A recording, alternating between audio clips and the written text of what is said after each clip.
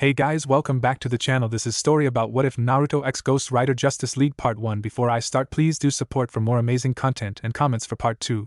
Do consider to subscribe my channel and share my video to your friends and check out the description as well. Let's start the video. Tokyo, Japan. Location classified. Inside a dimly lit room, a red-haired man in his 50s with black eyes, dressed in military camouflage, was watching multiple monitors. Standing next to him was a man with palish gray with golden eyes and long black hair in a ponytail, wearing a white lab coat over a purple shirt and blue jeans, with a few other scientists nearby, working at the keyboards. "Doctor, start the experiment," he ordered to the one of his subordinates, who smirked before pressing a button on the communicator in his ear. "Send the sergeant now," said the doctor. Moments later, the door opened, and a figure dressed in black body armor entered the room. His name was Sergeant Rei Tachibana. He had the typical appearance of a Japanese man, with a black buzz cut, black eyes, and relatively pale skin. First in his class upon promotion, an amateur boxer with an excellent record to his name, and a JGSDF ranger, he was truly an exemplary soldier seen once in a generation. The man saluted and entered what looked like a giant white square that was in the middle of the room. "General Ishida," said the sergeant from inside. "I'm ready." The doctor and the other scientists exchanged glances before nodding. They adjusted some levers on their control panels, preparing to proceed. Inside the white room, Rei saw suddenly appear flying from one of the walls that suddenly opened what looked like a red kabutomushi, no larger than 8 inches, its sleek metallic shell glinting ominously in the faint light. He was in a way disappointed from what Major General Raza Ishida told him. This was supposed to be some kind of superweapon, a mass destruction machine capable of turning any men into a force comparable to a demigod. The first in what was supposed to be one of his beloved nation's greatest defenders. This looked like one of his toys when he was a child. But he was a soldier, so he did his duty and approached the bug with his right hand like if this machine was a wild animal. Which in a way it was. Meanwhile, Raza and the doctor are looking at the monitors with their full focus, constantly monitoring the process and the sergeant vitals at the same time. "Symbiosis has started," said the doctor. "Currently at 10%. Bam! Mom! What happened, Sergeant?" Raza shouted through the communicator. "Answer me." "Ah!" screamed Rei from inside the cube. "Bad news, the scarab is resisting the process," reported one of the operatives monitoring Rei. "Is attacking Sergeant Tachibana."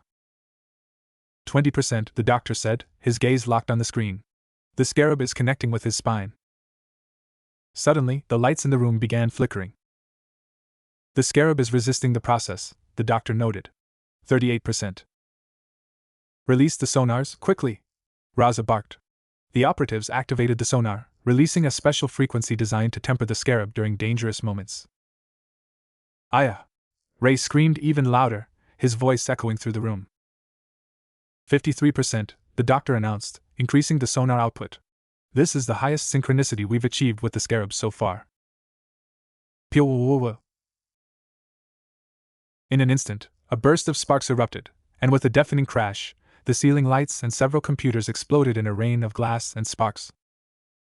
Rei was thrown violently across the room, landing hard on the floor near the door. His body armor was shattered, pieces scattered around him. His eyes were bloodshot, crimson streaks trailing from them, and blood dripped from his mouth and face. Severe burns covered large portions of his body, with smoke rising faintly from the scorched fabric of his uniform.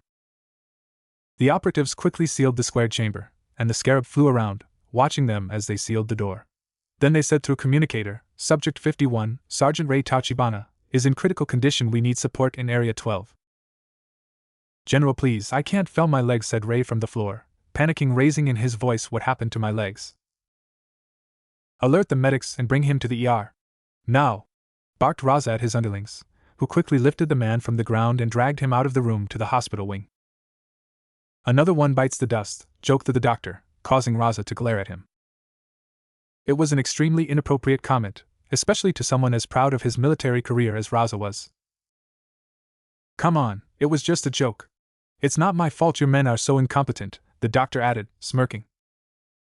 It took all of Raza's willpower and discipline not to knock the teeth out of that mouth. Luckily, he was a soldier, and his training had prepared him to deal with stressful situations. "Send the cage back to storage and prepare it for experiment number 52, ordered Raza to a pair of men, who quickly realized the task at hand. Dr. Orochimaru, I want a report of the data of Experiment 51. After all, even if it ended in failure, it doesn't change the fact it was the most successful, until now. The scarab was discovered by an archaeology team of Tokyo University during an expedition to the ancient ruins of a Kandaki temple in Shurita. They originally believed to be nothing more than some kind of ancient totem, or some relic of an ancient pharaoh to show his wealth and power. They were wrong, completely wrong. Whatever the fuck it was, the only thing that was without a doubt, it was that his ridiculous power. After that, thanks to the hard work of a team of scientists with the most brilliant minds the Japanese government could recruit, it had been brought to life. Or maybe revived is the most appropriate term.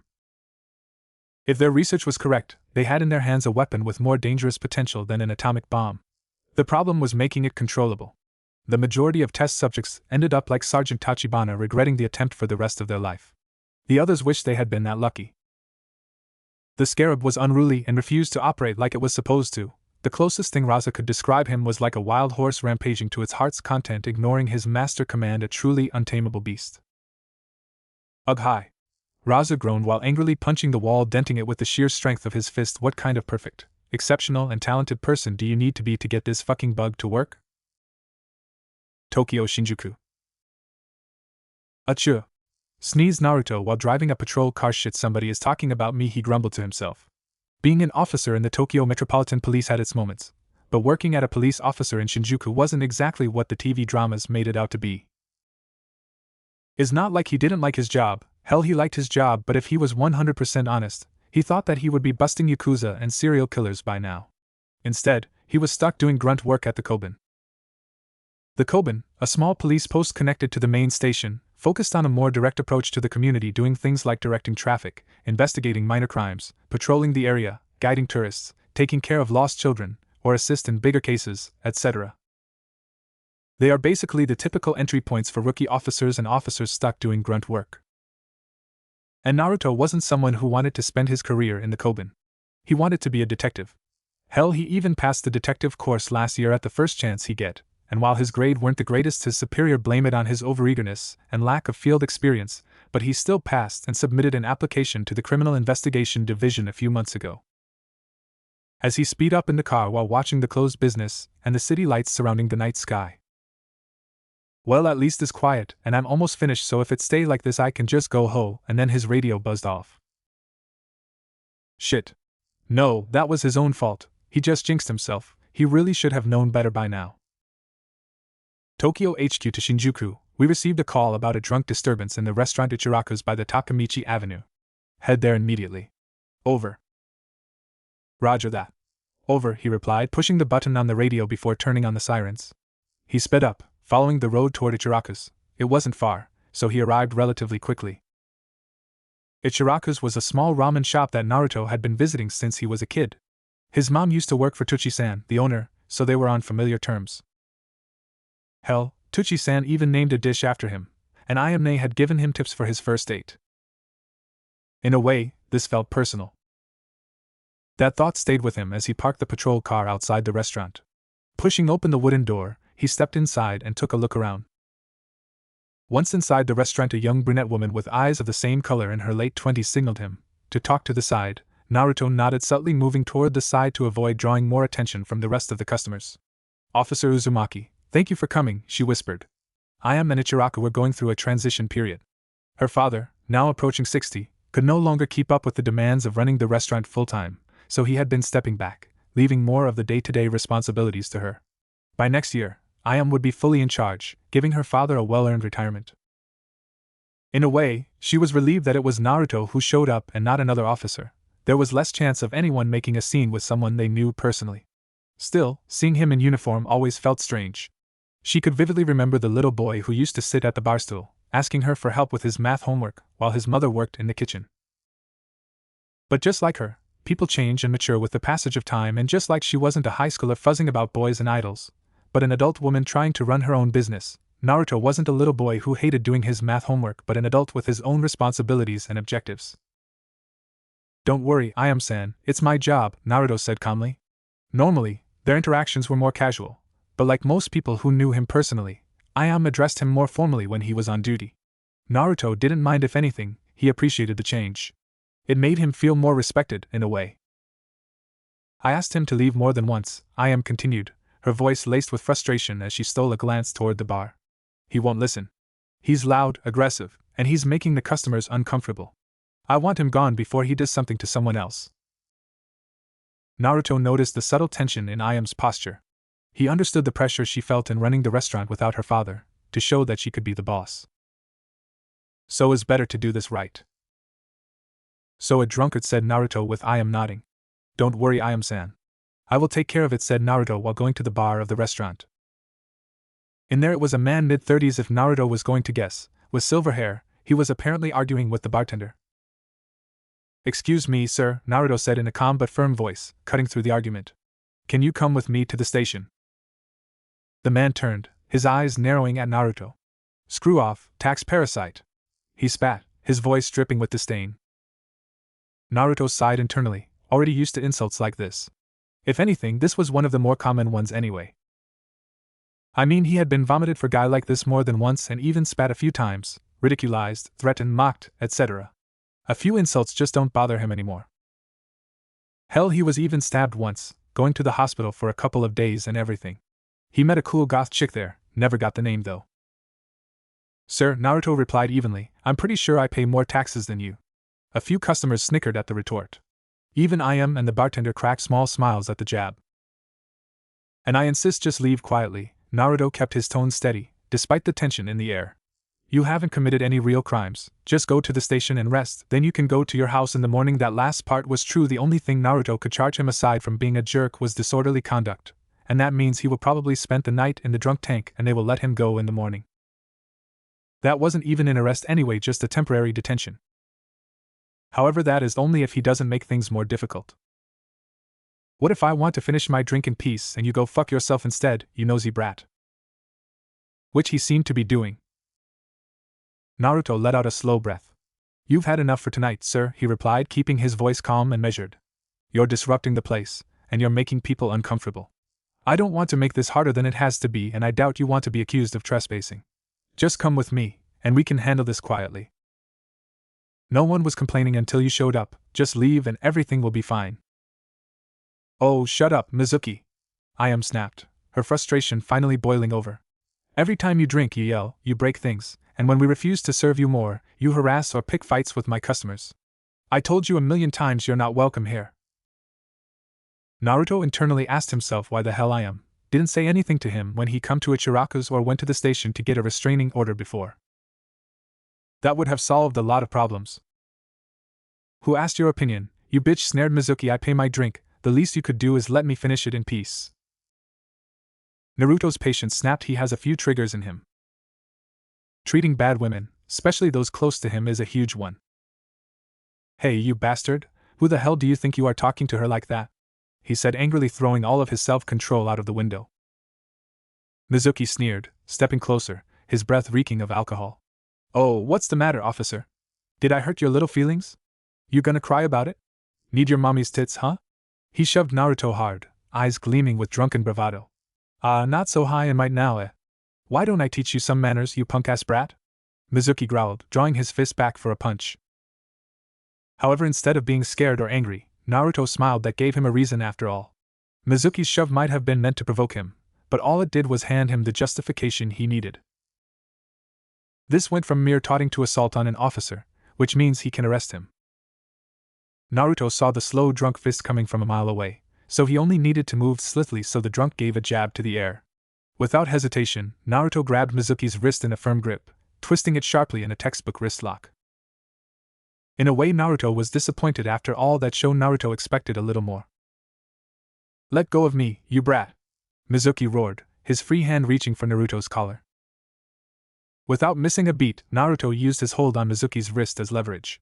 He kicked his back foot into the floor, pivoting his body with expert precision while pulling Mizuki forward.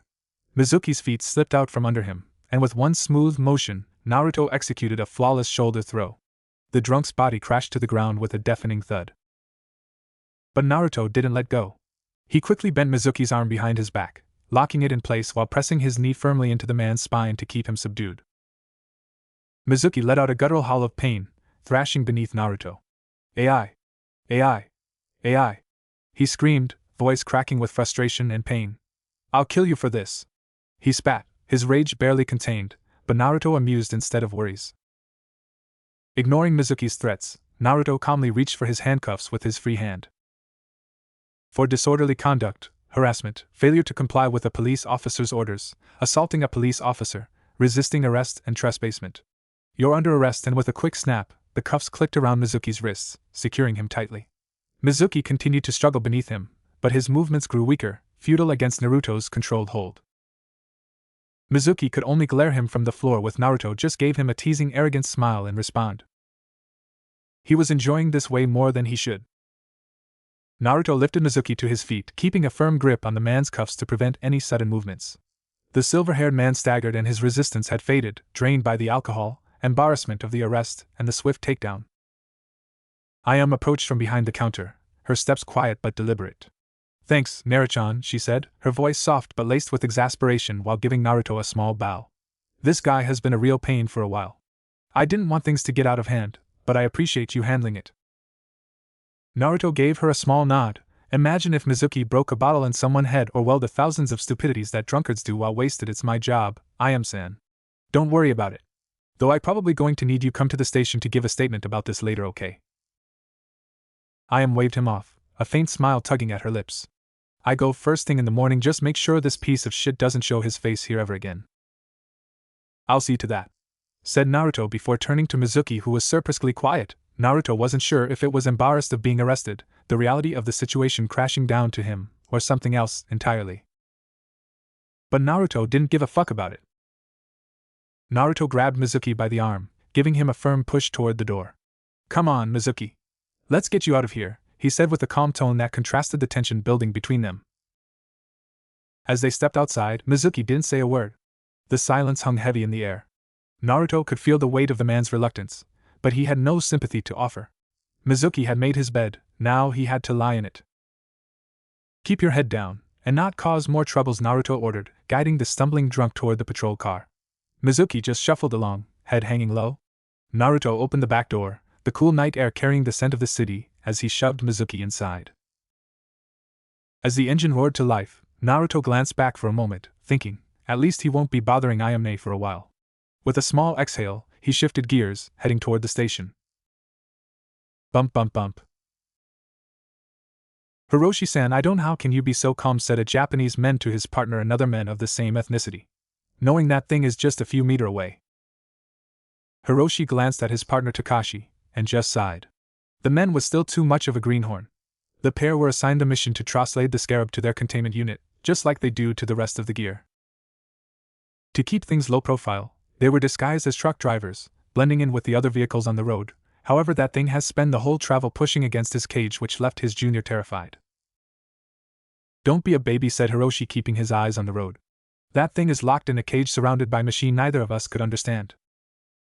You see what it did to Tachibana-san, right? Replied Takashi, because even though he was a soldier, he was still human, so sometimes he is scared. For example, when he has to deal with a machine that sent much tougher men than him to the ICU, that thing is a murder machine ready to kill us all. Bump bump bump. That thing is a weapon, explained Hiroshi. And just like any weapon is dangerous, but at the end of the day is just a machine in a cage, we are completely safe. Hope you're right, senpai. For both our sakes, because I got a bad feeling about this. Hiroshi didn't respond. His grip on the wheel tightened ever so slightly as they continued down the road. Why don't you put the radio? Maybe a little music will distract you. Takashi glanced at him, then sighed, rubbing the back of his neck. He couldn't deny that Hiroshi had a point.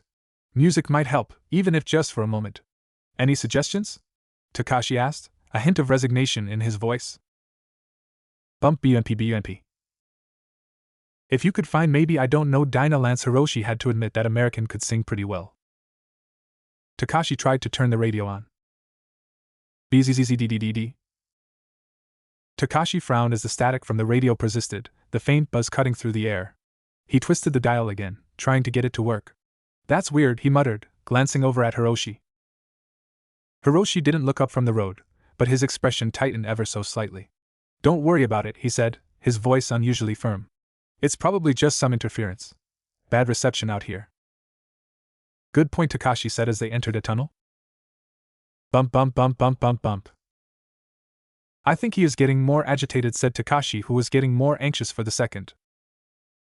Relax, we're all, said Hiroshi before everything went to black for the both of them. After booking Mizuki in the station, Naruto could return to his post in the Koban. It wasn't far off the main station, so it didn't take long. In there he could finish his paperwork and finish his shift. Most people seemed to believe police work ended with just arresting someone and finished. They were wrong. In reality, like many jobs, police work involved a mountain of paperwork, an enormous part of the job. Any mistake in his statements could easily lead to a case dismissal. So Naruto had been drilled by his superiors and instructors to be meticulous in his reports. Even something as small as how fast the perp blinked was crucial and had to be noted and later checked and rechecked. It was still tedious and boring work that no one really likes to do, but they do anyway. Kinda like taxes or school. To Naruto, it normally take him 90 minutes to finish his report anyway. Still, just like Oba-chan said, everything that took a while to prepare tastes infinitely more delicious. That's something quick, so I better do it right. BZZZD. Naruto suddenly felt a buzz in his pants. Apparently he just got a text message, so he pulled out his phone and he couldn't help but smile at the name. Goriheim, hey Kitsune, did you finish your shift already? Sad face. Naruto, no sorry, but I'm almost finished. I just needed to finish a little paperwork. I can go home. Goriheim, you realize you just jinxed yourself, right, babe? Ring ring. And just then the phone in the Koban started ringing, proving Goriheim right. When will I ever learn to stop jinxing myself, thought the blonde, wanting to slam his head against the desk. This is Shinjuku Koban. Over, said Naruto, answering the phone. We received a call about a suspicious person trying to break in a house by Sugiyama's 510. Head there immediately. Over. Naruto glanced over the rest of the Koban to repeat the message to someone else, and realized something: he was alone. I'm the only one here, though. Naruto jaw dropped. Indeed, he was completely alone in his post. Normally police's boxes in large cities have between 5 to 10 officers in charge, and each operate in 8-hour shifts, so there is always at least 1 to 3 officers in the Koban. That means if someone can't be contacted or reached, another one has to cover. So Naruto has to do it. Goriheim, let me guess, you just got a call and are coming back late, right? Naruto, I can see you tomorrow, after I finish the morning shift. Goriheim, sorry, but I'm on the late shift tomorrow. You realize we haven't really had any alone time in all week, right? If there was a problem with dating and being a police officer, was that is extremely difficult to have some alone time to be with your significant other. After all, it's pretty common for them to be stuck working overtime, or being called in an emergency during private times, having to cancel plans at the last second, among other things. Hell, even he had spent days without being able to return home. Plus, the higher-up held the force image in a pedestal, so even when dating civilians they have to do things like a background check and tell your superiors about it. He has seen enough of his senpais whose romantic interest ended up dumping them for those same reasons. 1. So many nights they dragged him to drink looking for a should to cry on. Goriheim, don't worry, we still have the night for the both of us. Now go, before you get in trouble. That's why most officers end up dating or marrying each other. They understand the problem with their jobs and lifestyles in ways the majority of civilians never truly could. Plus, his girlfriend is the best. That's why they live together and been together since they finished the police academy. Naruto, you're the best. I love you, gorilla. Smiley face. Goriheim, love you too, Kitsune. I'm sure you can make up to me tomorrow night. We have the whole night for just the two of us, and a whole week of time to make up Saxo. Naruto couldn't help but blush at the comment, understanding what she meant. Like he said, she was the best. Raza was pissed. Apparently his operatives in charge of transporting the scarab end up getting involved in an accident. Luckily they would survive the accident. Unluckily the scarab went missing in crash, and him being the officer in charge of the Red Beetle project, he was furious about it. If the scarab went missing, or worse, end up in one of his nation's enemies, then all the time, money and blood spent in this project would be wasted. His pride would never forgive him if that happened. He who pridefully worked in defending his nation's future, in which way he could face his own children who decided to follow his footsteps in the military. So he went with his least favorite option, cockroaches. Ever since the famous JSA first appeared fighting for America during World War II, any government with a halfway decent budget in defense has tried to create their own group of metahumans, from the mighty US and China to the small Pokalistan and Markovia. One of Japan's responses was Project Cockroach. The project was to research the development of machinery that was supposed to imitate the powers used by metahumans in armed forces at large scale. Basically create a cyborg army. However, before the project could be safely implemented in capable soldiers, they needed guinea pigs to perfect the process. So Project Cockroach was born using test subject out of dangerous inmates with low risk of release, aka disposable people, and those in which the experiment were a success were sent to high-risk mission in exchange of the possibility of an earlier release. An idea their spies stole from an American woman named Amanda Waller. Now he called 3 experienced roaches, who had a relatively good record on their missions. The first one is a spiky-haired punk who is watching the ceiling, probably counting how many crack he can find. His name is Zaku Abumi, 23 years. He was a wannabe bancho and leader of the Black Tigers, a relatively dangerous gang in the prefecture of Gunma. He was arrested after his gang ended up in a fight for territory, and he accidentally killed a cop that was sent to stop the conflict. He was sentenced to 25 years for manslaughter. Next to him is a girl with long black hair sitting on the floor with her back leaning against the wall. Her name is Kin Tsuchi, once an infamous hacker and information broker. Kin had been at the center of numerous corporate espionage scandals, however she'd burned too many bridges, and when her former clients turned against her, it was only a matter of time before the police swooped in. Guess it's true what they say, it does matter to have friends. Her sentence, 34 years for cybercrimes, sabotage, and conspiracy. And finally the unofficial leader of this trio, a position at the pure old-school Sengoku era style, pure strength Dosa Kinuta. He was a serial killer with a temper, and while normally someone smart enough to have the police in a national chase out of more than 20 confirmed victims, including his own family, which earned him a lifelong Makoto Shishio cosplay, it doesn't take much to upset him, which explain why he became a serial killer before being cornered by the police in a small motel in Hokkaido. He was given the death penalty until his superiors saw in small use in him as a black ops agent. They said it was to give him an opportunity to give back at the country he took so much. Those 3 are the kind of people he hated to have under his command: arrogant, unruly, problematic, or just plain miserable. But for something like this that needed a mix of raw power and discretion, they were his best bet. He didn't want to call one of nuclear options. "I will go straight to the point to not waste any more time," said Raza as he handed an iPad to Kin, who accepted it with a raised eyebrow but said nothing. "Your mission," Raza continued, "is to retrieve the scarab as quickly and quietly as possible. No civilian casualties. No operatives compromised. No one outside of Root should even know you were there." Raza paused, his piercing gaze sweeping across the trio. "If you are captured or compromised, don't expect rescue. And remember, as far as the government is concerned, you don't exist, so if any of you decide to play the wise guy, well, we die." Finished. Kin board is not her first rodeo after all, and while she is scared because Raza is not a man who make idle threats, she will not give him the satisfaction of seeing her squirm. She still has some dignity after all. "I'm happy you understand the position, Yotsuchi-san, so I expect you and your teammates to deploy immediately. That table tracked the scarab energy source, so unless he finds a host it should be easy to track. We lost the scarab near Shinjuku, so you guys will start here." Kin rolled her eyes but said nothing, already scrolling through the data on the iPad. "Fine. Let's get this over with." She didn't want to spend more time than necessary with Moron and Psycho. Naruto arrived at the house in Sugiyama, only to find that the suspicious person reported was a false alarm. The culprit? A flustered salaryman who had forgotten his keys at work and, unable to return to his office, was desperately trying to break into his own home. Unfortunately for him, his clumsy attempts had spooked the neighbors, who mistook him for a burglar and called the police. Naruto sighed, crossing his arms as he looked the man up and down, and said with his cop voice, "What if there was a real emergency, and I couldn't go because of this? Or worse, someone mistakes you for an actual burglar, and decided to take action. You're not a little kid anymore, you need to be more responsible." The salaryman looked mortified, his face flushed red with embarrassment. He bowed repeatedly, stammering out an apology. "Sorry, officer, I just didn't think, I didn't want to." "Great. Now I feel like I just kicked a puppy," Naruto thought, feeling a little bit of guilty for the small amusement he felt at scolding someone old enough to be his father. "Next time, just call a locksmith or leave a spare key with a neighbor, okay?" Naruto said in a scolding tone similar to what schoolteachers use when their students misbehave, with the man nodding in agreement. After the quick reprimand, he decided to help the man out. Using a simple hook, Naruto unlocked the door before the salaryman could make things worse by breaking a window or causing other damage. "Thank you? Really, thank you so much," the man said, bowing in gratitude as he disappeared into his home.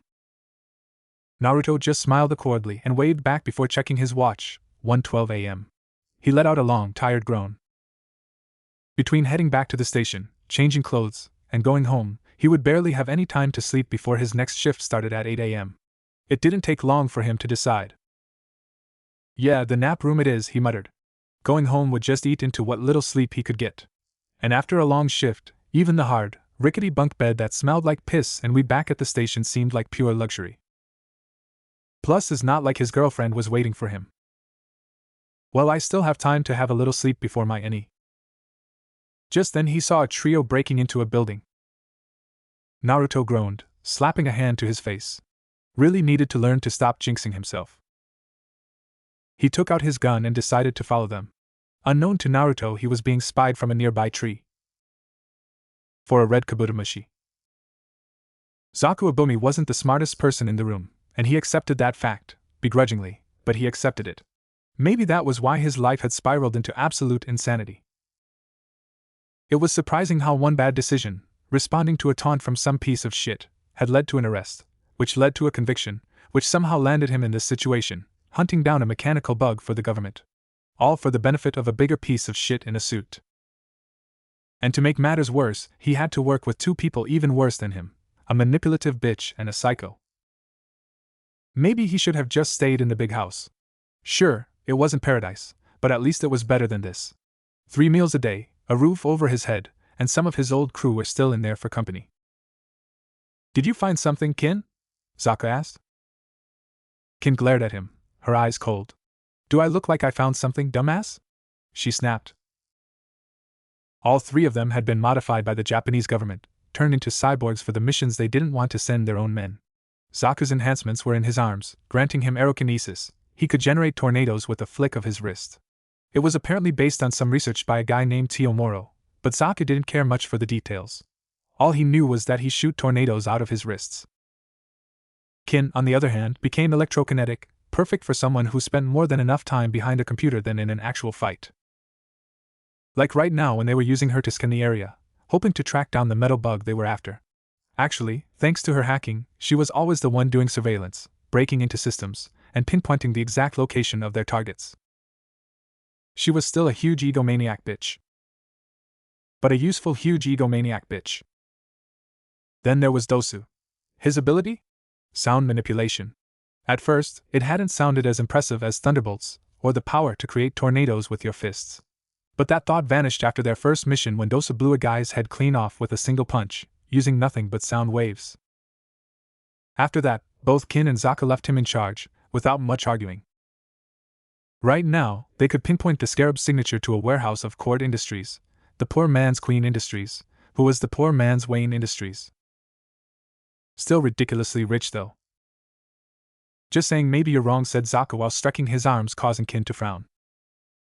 Let me make something abundantly clear to you, Zaku. Even if I was any 100 times dumber than I am, I still a billion times smarter than you ever gotta be, she said. You better remember that if you ever dare to correct me again. Zaku's face twisted in anger as Kin's words sank in. You're really pushing it, bitch, he growled, stepping closer, his fists clenched tightly. His arms, modified with aerokinetic implants, tensed, ready for a fight. Kin just smiled and lifting her own arm, showing her own electrokinesis, daring Zaku to do something. Zaku, Kin. Shut up now or I kill you. And the mummy finally talks. Both of them scoffed but still obeyed. They didn't want to make Dosa mad after all. Zaku backed off, grinding his teeth. Fine. Kin shot him a victorious glance but didn't push her luck. Not with Dosa around. Even she wasn't brave enough to push her luck. Let's just find that fucking beetle, Dosa muttered. This was just a damn warehouse. That bug should appear sooner or later. Naruto kept a safe distance behind them, his gun in hand. What are these guys up to? Cord Industries was a big player in the tech world after all. Which means if they can sell their loot fast, they can easily earn a lot. Zaku kicked at a loose bolt on the floor. This place is giving me the creeps. How much longer, Kin? Are you sure that thing's even here? Kin, focused on her handheld scanner, didn't look up. I know what I'm doing. Dumbass. The signal's faint, but it's here. We just need to get closer. Naruto edged forward, his heart pounding. He needed to gather information without being detected. He crouched behind a stack of crates, straining to hear their conversation. BOMMM. Suddenly some invisible wall shocked Naruto like a freight train. A wall of sound slammed into him, sending him crashing into the crates behind him. He hit the ground hard. How when? He tried to say, but the words couldn't escape his mouth. Looks like we got a rat on our tail, said an amused Dosu, a sadistic smirk dancing on his lips as he stepped forward, the air around him crackling with energy. Zaku and Kin exchanged uneasy glances. They hated when Dosu got like this, but they also knew it was better to keep their noses out of his fun.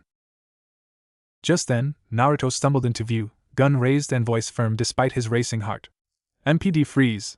On the ground, now. In all his time as a police officer, he had never shot anyone, but he always told himself that if it came down to it, he would do it. So after seeing him not backing down, he squeezed the trigger, the shot echoing in the warehouse. But to his shock, the bullet ricocheted off Dosa's modified body armor, a metallic clang filling the air. Nice try, Dosa taunted, his grin widening as he stepped forward, unfazed. But you'll need more than that to take me down. One of the secondary powers that Dosa received when he became a cyborg was the durability necessary to withstand sonic blasts on his arms. Zaku and Kin have similar abilities. Come on, officer. I thought you wanted to fight, Dosa sneered, his voice dripping with mockery. Or was that just talk? Dosa was a sadist, simple as that, and while Zaku and Kin would prefer just kill him and be done with it. Dosa on the other hand liked to play with his prey to see them break. The feeling of superiority he feel when he see the despair on their eyes. That was better than gold. Naruto backed away, desperately looking for an escape route. He couldn't let them get the upper hand. Stay back, he shouted, trying to sound more confident than he felt. With that, Dosa unleashed another sonic wave, this time aimed directly at Naruto. The force of the sound hit him like a freight train, slamming him against the wall. Dazed and struggling to catch his breath.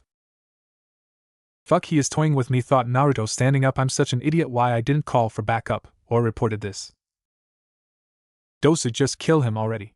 We are losing time, the scarab could escape, said Kin, earning a glare from Dosu. Shut up, Kin! Dosu shot back, his patience wearing thin. I want to have a little fun first. I haven't killed a cop in a while. I want to enjoy it at least. Naruto, adrenaline coursing through him, reached for his radio, desperate to call for backup. His heart pounded and the ringing of the sonic blasts repeating on his ears. He needed to get the message out before Dosu decided to make good on his threat. Only 4. But as he fumbled with the device, his stomach dropped. It broke. The radio was silent, panic surged through him. Of all the times, probably from the shock waves of Dosu, glancing up just in time to see man himself smirking at him. He is gonna kill me. That's at the end of the line, he was going to die at the hands of a mummy and his flunkies. He can't run, he can't shoot, he can't call for help. He was going to die. I have to do something, said Naruto while lifting his gun one more time. He wasn't going to give this psycho the satisfaction of seeing how scared he was. Seeing him, Dosu couldn't help but act in a way that made Naruto swear that he was smiling underneath his mummy face, that the face I loved the most, the face of someone at the brink of despair. In that moment, Naruto seized the opportunity. He grabbed his baton and swung it hard, smashing it against Dosu's head. It tickles, said Dosu mockingly at the futility of the attack before shoving Naruto against the wall, and started to choke Naruto. Naruto gasped, struggling as Dosu's grip tightened around his neck. He clawed at the bandaged man's arm, trying to free himself, but it was like trying to bend steel with his bare hands totally, and for every second Dosu's fingers squeezed his throat, Naruto making it harder to stay conscious. Ino-chan, Karen, Bachan, I'm sorry. Is this the best you can do, said a sinister and cocky voice in the back of his head. What? Said Naruto in confusion. If you wish to live, you must defeat him, and I can give you the power you need for it. Who are you? Naruto managed to think, his consciousness teetering on the edge of darkness. Your only hope. So what is your choice, human? You don't have much time. Naruto wasn't sure if this was real or just his oxygen-deprived brain conjuring up a desperate illusion. Either way, the crushing grip around his neck left him with little room for doubt. He was going to die if he didn't do something now. He couldn't call for help, couldn't overpower Dosu on his own. I accept, he thought with all the force he could muster. Give me your power. Just then, a sharp pain shot through Naruto's back, something biting into him. What the? He gasped, startled. Suddenly, pincers dug into his skin, and a surge of electricity enveloped his body. The shock was intense, coursing through him like a wildfire, but instead of debilitating him, it ignited something deeper. The red lightning burst forth, a violent wave that radiated outward, throwing Dosu away from him, releasing him from his choke. Ah! Naruto screamed, pain coursing through him as his body was enveloped in a thick, black goo that oozed from the puncture wounds in his back. The viscous substance clung to his skin, pulsating like a living thing, sending jolts of agony through every nerve. What the hell is happening? Kin shouted, backing away as the scene became chaotic. The goo began to form around Naruto, almost as if it were trying to protect him while simultaneously consuming him. It crackled with energy, absorbing the residual power from the scarab's bite. His skin was now black as night, a stark contrast to the blood-red armor that adorned his legs and forearms. The red pincers extended from his arms, giving him an imposing and almost monstrous appearance, while his face took on an otherworldly quality, shadowed and fierce. Cover image. So this is what having a human body feels like. Interesting, said the beetle-like warrior before creating a sonic cannon and pointed to the trio. You three have made a grave mistake. Sokka's eyes widened in alarm. What the hell is that? He shouted, instinctively taking a step back. Kin, usually so composed, felt panic creeping in. I think that is the scarab. We need to get out of here, now, she urged, but it was too late. The warrior activated his sonic cannon. A devastating blast erupted, reverberating through the warehouse with explosive force. The sound wave detonated, shattering crates and sending debris flying. The trio barely had time to react before the sonic blast struck them, knocking Zaku and Kin off their feet and slamming them against the wall. Dosu, caught in the epicenter of the blast, felt the air knocked from his lungs, disbelief replacing his earlier bravado. Zaku gritted his teeth, summoning all his focus. I won't let you take us down that easily, he shouted, extending his arms. Wind began to swirl around him, rapidly gaining strength as he channeled his aerokinesis. With a fierce yell, he unleashed a torrent of tornadoes, their whirling forms rushing toward the beetle warrior. But the beetle wasn't fazed. With a swift motion, he sprouted a set of metallic wings from his back, their edges glinting dangerously in the dim light of the warehouse. He soared into the air, cutting through the vortex with ease. The tornadoes twisted around him, but he navigated effortlessly, each flap of his wings mocking Zaku. You want wind, I show you, whine, said the warrior, mocking Zaku before extending his arms and creating one cannon for each of his hands and unleashing twin cyclonic blasts from the cannons. The force of the winds he generated dwarfed Zaku's tornadoes, creating a storm inside the warehouse. Metal beams creaked, crates were hurled like paper, and shattered glass rained down from above. Zaku's eyes widened in shock as the sheer force of the beetle warrior's wind cannon overpowered his own. He tried to hold his ground, but the blast lifted him off his feet and flung him into a stack of metal crates, knocking him out cold. Kin's instinct screamed at her, get out. Now. Desperate to create an opening, she unleashed a flurry of lightning bolts toward the beetle-like warrior. However, instead of inflicting damage, the bolts were absorbed effortlessly, red sparks crackling over his dark armor as though feeding him power. Her heart pounded. He absorbed it? The realization sent a chill down her spine. What kind of monster is this? The warrior tilted his head slightly, red arcs of energy dancing across his form like a living storm. Thanks for the boost, weakling. Kin instinctively stepped back, her hands trembling as panic set in. Before she could react further, a series of sharp, metallic, tentacle-like appendages erupted from his back, writhing toward her with terrifying speed. She barely managed a gasp before they lunged closer, tightening around her limbs, pulling her back with a fierce jerk. Kin struggled against the restraints, her heart racing as panic surged through her. Please let me go, Snee said with fear and in her voice, trying to use her powers to break free, but the chains were too strong. With a swift, brutal motion, the beetle warrior slammed Kin against the wall with a bone-jarring impact. The force knocked the breath from her lungs, and the world blurred around her as stars exploded in her vision. Pathetic, mocked the warrior after seeing the bruised body of Kin. Bzzzzzzzzdd. The beetle warrior staggered, clutching his head in pain as a violent ripple echoed through the air. His armor rattled loudly, and red sparks flickered erratically across his body. What the? Behind him, Dosu stood with his gauntlet raised, the air still humming from the high-frequency sound wave he had unleashed. His breath was heavy, but his grin was vicious. Did you forget about me, you overgrown insect? With a flick of his wrist, Dosu sent a concentrated wave of vibration rippling through the air. The beetle warrior dropped to his knees, hands clutching his ears as the painful resonance pierced through him, and to make matters worse, Dosu started stomping the warrior in the back. Enough!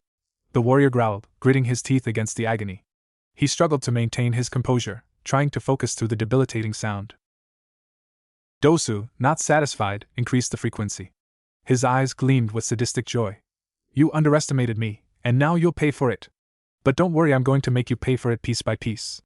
Or maybe, he leaned in, his voice low and venomous, I should blow your head up. I said enough.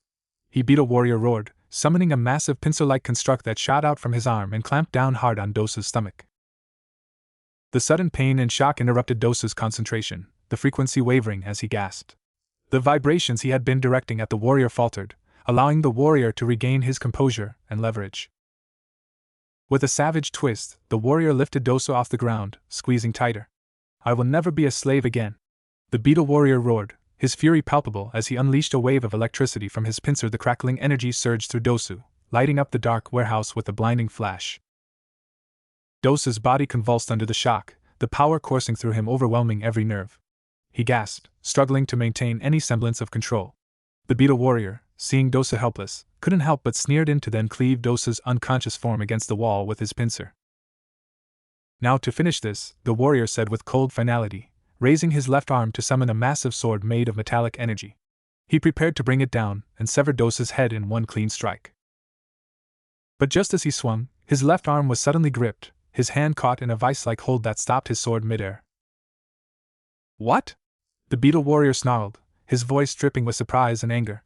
Before he could process what was happening, a deep voice from within the warrior's own body spoke. I will not let you kill them, Naruto's voice rang out, distorted and powerful, emanating from within the beetle warrior himself. The warrior's eyes widened in disbelief.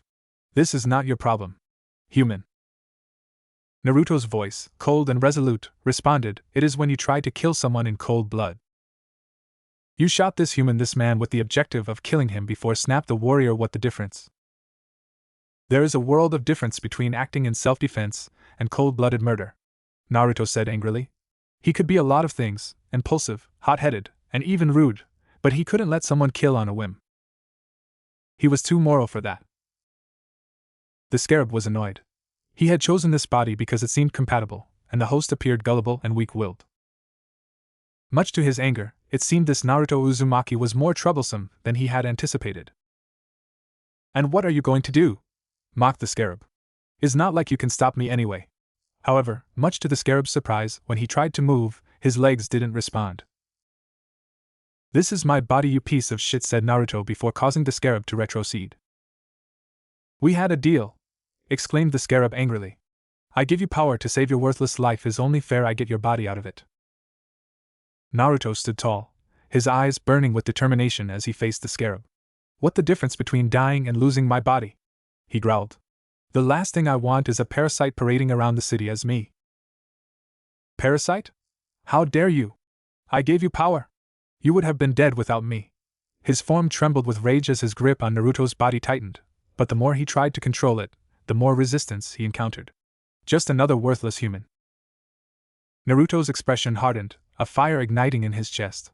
He never liked when someone talked down to him, normally he can keep it under control. But today he just wasn't in the mood to give a shit. I couldn't give less of a shit about the power you gave me or about you. I'm not your puppet. His hands clenched into fists, sparks of red energy dancing around him as his aura flared with intensity. So let me put this on your little parasitic skull, you don't get to take over my life. Not now, not ever. After finishing that sentence, red bolts surrounded his body, and the armor shattered, leaving Naruto in his uniform again and on 4 legs in the floor. That was the most horrifying experience in his life, his breath erratic. At least this can't get any worse, said thinking out loud the blonde. Hours later. Root's secret base, Tokyo. Raza didn't want it to do it. But after Dosu, Zaku and Kin filing to retrieve the scarab, he has to tell his superior in Root about it. He wouldn't be happy in the slightest. General Ishida, he said, his voice stern, I trust you have good news? Raza's throat went dry. We lost the scarab. How? Said Danzo Shimura, Japanese Minister of Defense. Ex-JSDF general and leader of Root, a black ops unit of agents that work for the Japanese government doing missions that officially don't exist. Basically, the dirty work no one dares to do. We originally thought that it was in a mere traffic accident, or the scarab itself, but we were wrong, said Raza before opening a laptop to the minister. Footage. The camera showed the truck Hiroshi and Takashi were transporting, steadily moving down the street. Suddenly, a small red orb appeared above the truck. From the orb, a woman stepped out. She was dressed in a sleek black leather suit, and her face was wrapped in bandages, almost as if she were using them like the Invisible Woman, hiding her identity. The woman moved with eerie calmness, placing a small disc on top of the truck. A low hum followed, and moments later, a minor EMP pulse surged from the disc. It was just strong enough to disable the vehicle's defenses, causing the truck to malfunction. The resulting chaos gave the scarab the opening it needed to escape its cage. Danzo just glared at the image, already making an idea of who could be behind all of this, but decided to change the subject. An old woman, old vendetta is not a priority, at least for now. What happened to the scarab? Asked Danzo, talking about what he see was the bigger problem. We don't know, but we have reason to believe it's synchronized with someone, said Raza angrily. I know this is bad, but maybe is for the best. But Raza struggled to find the right words, his mind racing. We've invested so much into this project.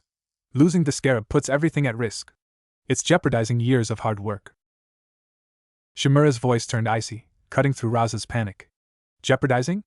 No, General, this is just an opportunity, and one we've been waiting for a while.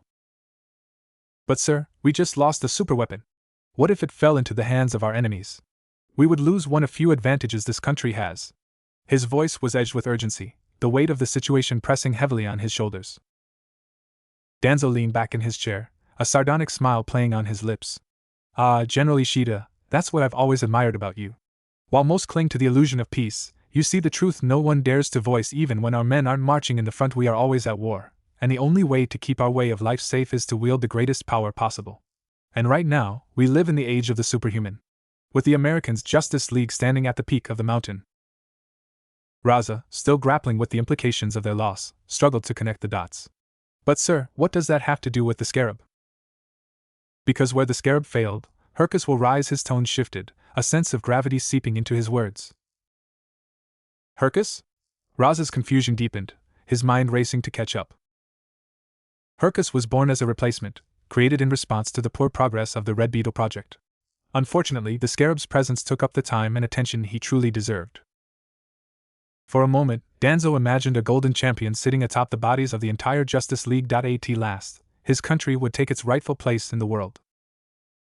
He will be a champion who will surpass the scarab in every possible way.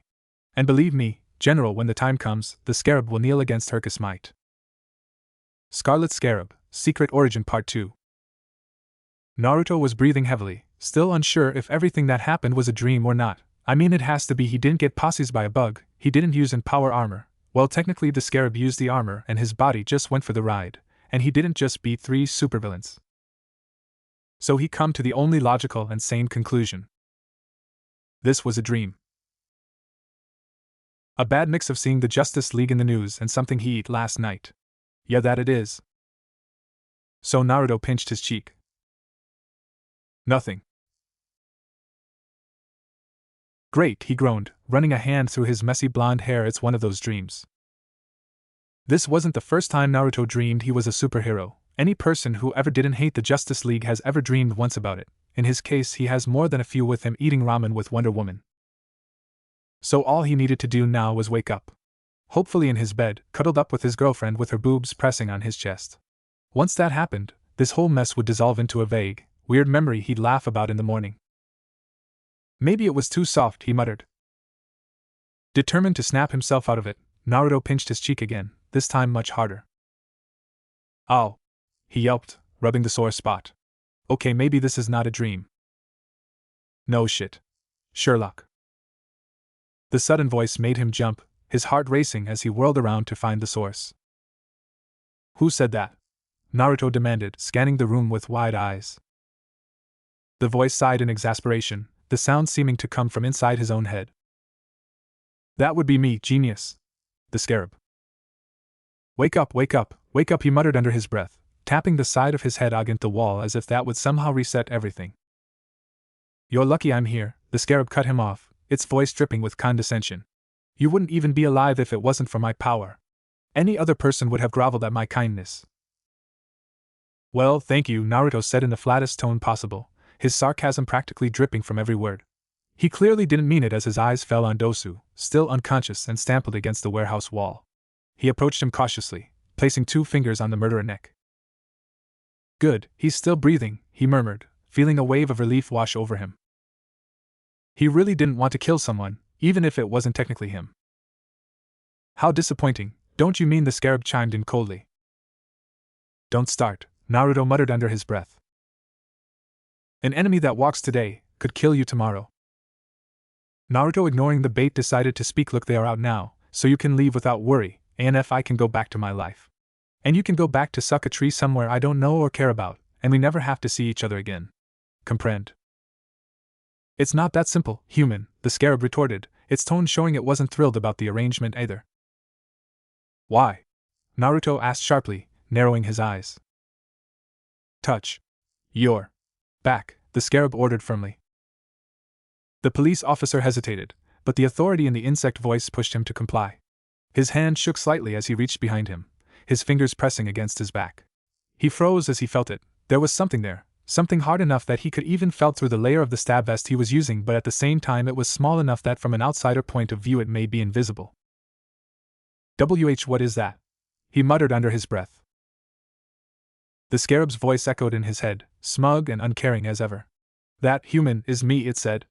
My physical form, to be specific. The scarab safe, as if speaking to a particularly dim student, it has synchronized with your spinal cord. Which means I can't leave your puny body, no matter how much I might want to. Before Naruto could even respond, his ears caught the sound of footsteps and trucks quickly surrounding the warehouse. He could only make a face of displeasure, fully aware of what this meant. Even the dumbest and most incompetent police officer in all of Japan could recognize what was about to happen.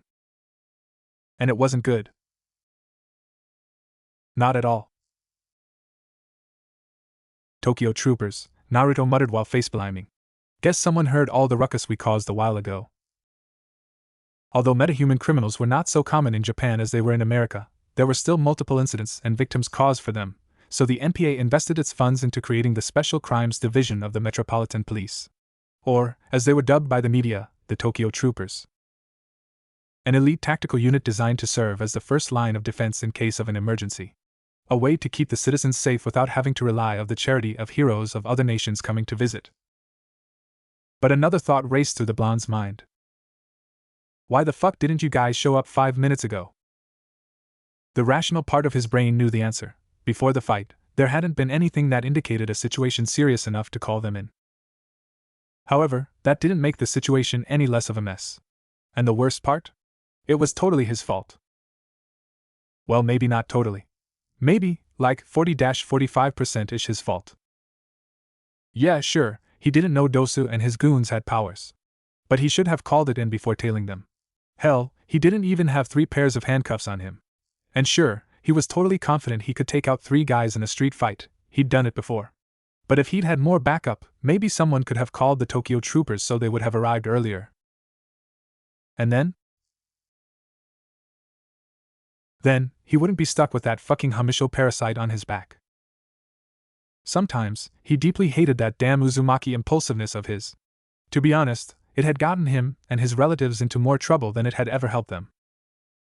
But now he has another bigger issues. How the fuck does he explain this? Does he tell the truth?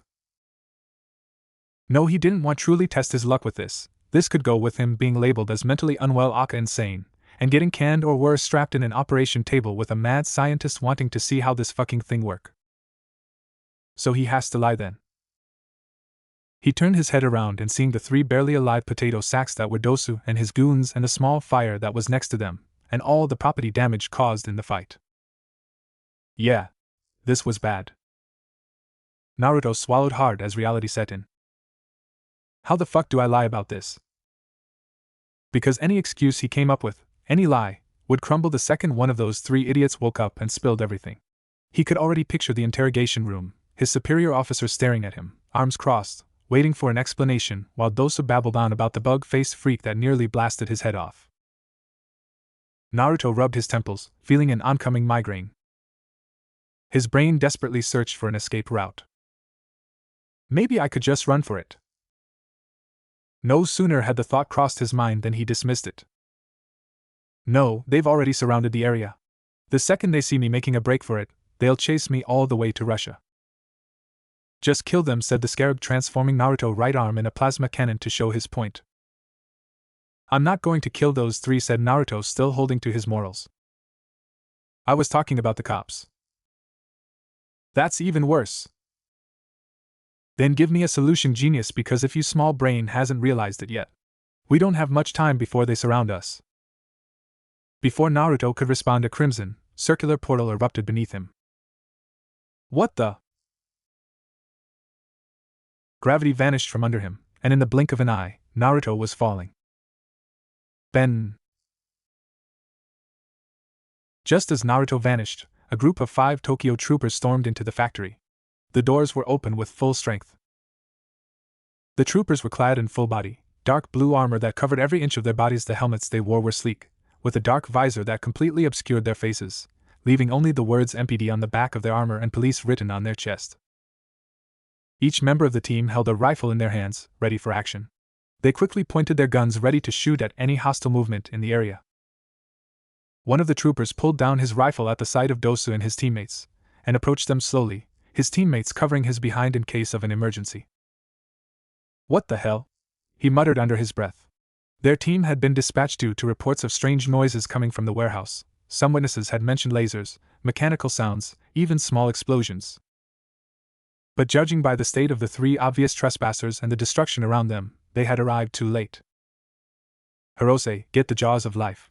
We need to pry these 3 out of the ground and load them into the van, the squad leader ordered, his tone sharp and control. Right away, sir, said the man, responding with a salute. Shigeru, Ashiro, the trooper said in a commanding tone, causing those 2 to look at him. Search the perimeter, look at whoever did this. Shattered steel, broken bones, concussion, and that was just what he could see with his really lack of medical knowledge and without any equipment. Whoever, or whatever, was responsible for this level of damage was dangerous. Yes, sir. Shigeru and Ashiro responded in unison, immediately setting off to secure the area. With the squad having the building surrounded, he shouldn't have gotten far. Right. When Naruto opened his eyes, the only thing he could see was darkness, thick black, absolute darkness. There wasn't a single source of light to illuminate his surroundings or give him any clue as to where he was. He could feel various objects pressing uncomfortably against his back, their shapes unfamiliar and oddly placed. The space around him was tight, restricting his movements and making every attempt to shift or stretch a struggle. And the smell, Kami, the smell. It was like something had gone 12 rounds with his nose and won by knockout. Weight tight, dark, and smells like the toilet of a bar after happy hour. Naruto let out a groan and placed a hand over his face, only to immediately recoil in disgust as realization hit him like a ton of bricks. He had a pretty good idea of where he was. With a frustrated sigh, he used both arms to push himself up and shoved against the darkness in front of him. The barrier resisted at first but finally tore apart, allowing a sliver of dim light to slip through. Immediately, the stench of rotting food and something unidentifiably foul hit him full force, making him gag. Of course, he grumbled, his suspicions confirmed as he climbed out. A dumpster. This was officially the worst night of his life. Looking back is still on the top 10. Yo. It's stuck under my uniform, Naruto groaned. He wasn't exactly a clean freak, but he had his limits. Being tossed into a dumpster, and having his clothes coated in some unidentified green sludge? Yeah, that was way past them. Well, on the bright side, he escaped of the Tokyo troopers.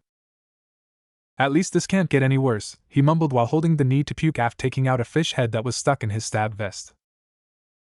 Excuse me, officer? Naruto slowly turned around, only to see a civilian worker carrying a couple of trash bags, eyeing him with a mixture of confusion and pity.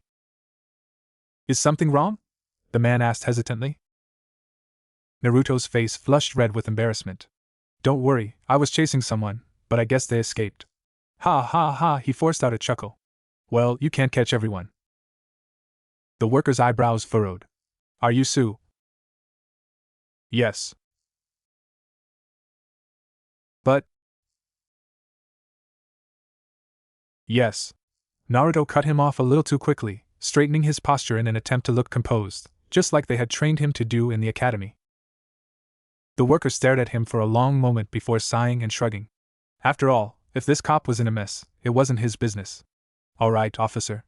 If you say so, good luck with that. Remember to lock the doors. There have been a lot of robberies lately, Naruto said with a small wave as he left the alley. You're a terrible liar, said the scarab. Who asked you? Snapped Naruto at the bug. He looked around the street, searching for a way to identify where that red portal had sent him. Naruto scanned his surroundings before letting out a relieved sigh as he quickly recognized the street signs and nearby stores. Ichija Avenue. It was just a few streets down from the cord warehouse, which meant he wasn't far, and more importantly, he hadn't ended up outside Tokyo, outside Asia, or, worse, on another planet. At least that's one less thing to worry about, Naruto said, relaxing a little, unaware of the figure watching him from the top of a building. So, the scarab chose a cop. The figure was a tall woman, standing at least 1.80 meters. She wore a long coat that covered her entire body, her face wrapped in bandages like the invisible man or woman in this case. Dark sunglasses hid her eyes, and a black sun hat sat atop her head, partially concealing her long dark brown hair. Ha, she sighed, disappointed. Well, it could have been worse. After all, he wasn't one of Shimura's goons. But on the other hand, as if the universe itself shared her wrath, a powerful gust of wind lifted her hair, making it billow around her. Her grip tightened. That power was supposed to be mine, she hissed, her eyes burning with a fury so intense that, had she possessed heat vision, Naruto would have been reduced to ashes on the spot. Flashback. It was easier than she had thought. Investigate routes patterns, find a small window of opportunity, locate the transport truck, and strike when they least expected it. Just a simple portal above it, and she would slip in like a ghost on the wind. Thud. The woman landed on the back of the truck, the two drivers still oblivious to her presence. She glanced around, searching for her target, though a small part of her couldn't help but marvel at what she saw. Power suits, blasters, radars, shields, drones. And what she was 90% sure was a fully functional robot. If she had been a weapons dealer, she could have made a fortune selling all of this. Maybe not enough to live like a queen, but certainly a baroness. But money didn't interest her anymore. Not now. Not after everything. She just needed to find her target. And bingo, she muttered, eyes locking onto a massive, square-shaped container. Approaching it slowly, she reached into her left pocket, retrieving a small device and carefully planting it on the metal surface. Now, all she had to do was wait for her EMP pulse to do its magic. Beep. Beep. Just like that, the lock fizzled and died, the EMP doing its job flawlessly.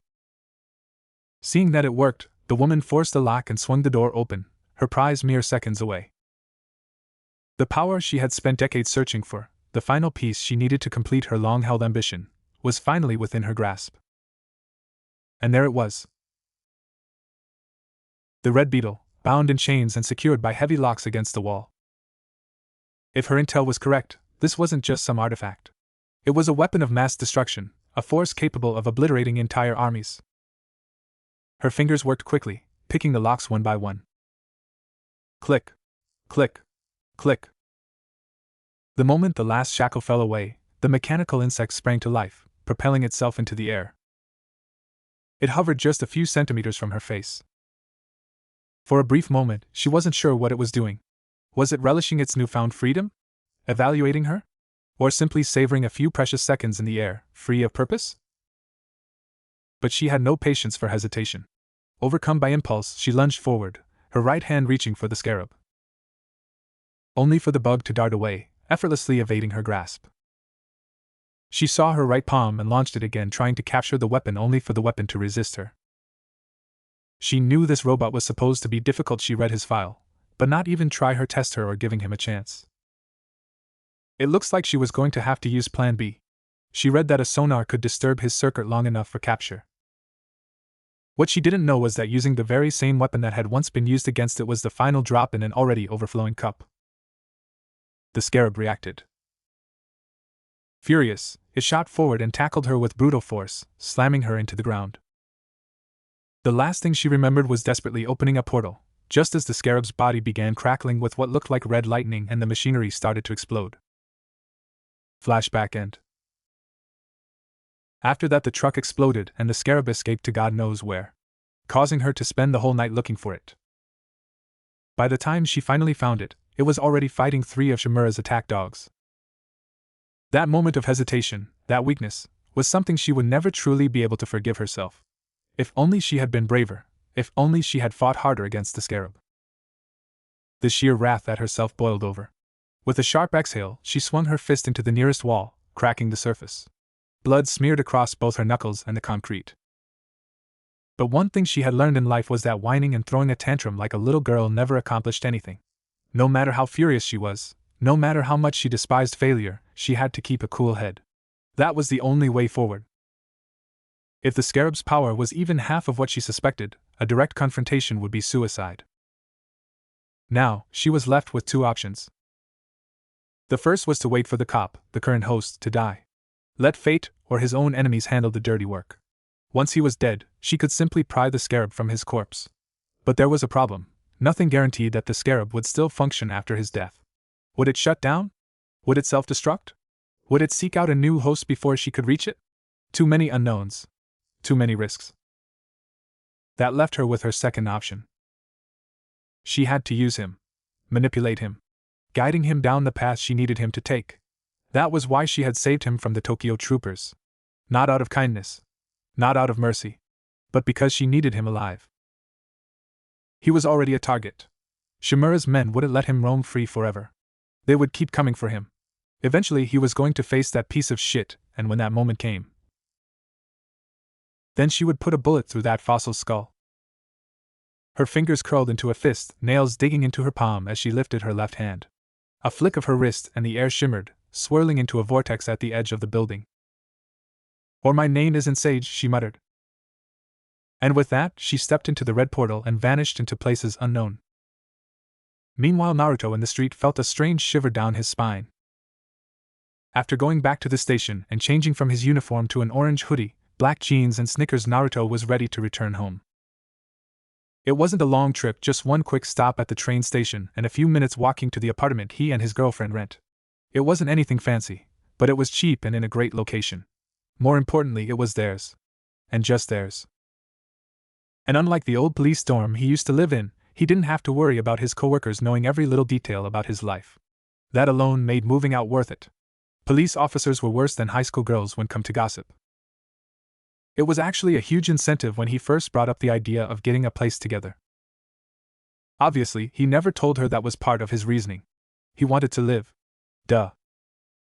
Still, right now, all he wanted was to lie down in their bed and not wake up. He was exhausted, and if he was honest, he figured that if he did lie down, he might not wake up at all. "So this is where you live," said the scarab. "Looks like a pigsty. Then again, I shouldn't be surprised, from a slave." "Damn loudmouth bug," he thought, carefully closing the door. "Don't you ever shut up?" Maybe he should just sleep on the couch. He didn't want to wake. "What do you think you're doing?" said a bossy voice right next to him. Ino-chan," said Naruto, startled, spotting his girlfriend standing there with her hands on her hips. They had met at the police academy. Ino's dad was apparently a detective who pressured her into following in his footsteps, something more common than Naruto had expected before joining himself. At first, they hadn't liked each other much, but over time, they'd become friends. And by the end of the academy, they were dating. They'd been together for 3 years now. "What are you doing awake? Shouldn't you be asleep?" Naruto asked, trying, and failing, not to let his gaze linger on the way her purple pajama top strain fought against her chest. "I got hungry, so I went for a snack," Ino said casually. She wasn't about to admit the real reason. She'd grown so used to sleeping next to him that being alone felt off. But there was no way she was saying that out loud. She was too proud for that, and he never let her live it down. Then, suddenly, she froze. Her eyes widened. "You're acting weird. Also, didn't you want to sleep in the station?" Then suddenly froze. Her eyes widened. "Oh my God, what happened to your neck?" "My neck?" "Yeah, it's covered in bruises. Wait, is that blood and what is that smell? She wrinkled her nose. Did you get jumped or something? Or something, that was for sure. Nothing serious. You know how this job is, he said, scratching the back off his head and giving a small laugh, hoping to brush it off. Some drunk guy got too rowdy and I wasn't really paying attention.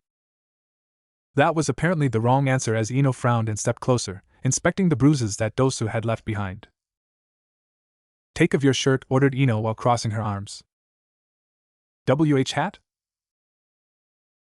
Don't be a macho kitsune. Take off your shirt, I want to see if you have anything you want to hide, she said while crossing her arms and using the same tone she used when someone didn't take her seriously as a police officer. Kitsune? Asked the scarab. Is an old nickname, answered Naruto. During the police academy, just like in the army, is practically a tradition that the aspirants get demeaning nicknames from their teachers, superiors, and classmates. Basically anyone with any authority over them. Naruto got the nickname Kitsune after an incident in which he was caught contrabanding cup ramen behind the instructor noses. For 3 months. They were furious when they found out and literally make an example out of him, but it was worth it. Meanwhile, Ino got the nickname Gorilla. She believes that it was supposed to be an ironic nickname because of her good looks are contrasted with the savage beasts that eat bugs. She was wrong. And actually it was because her bossy and pushy personality that make her act like she was the leader, and anything she do annoyed everyone a lot. To this day Naruto never had the heart of telling her the truth.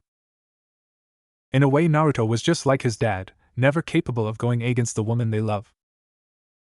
Or how many people like to call them whipped.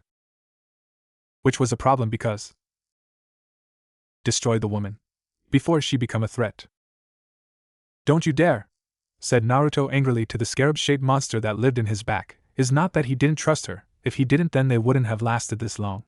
But the scarab was a mess of his own that even he has trouble even accepting it. However, when Ino put her mind in something it was difficult to change her mind about it.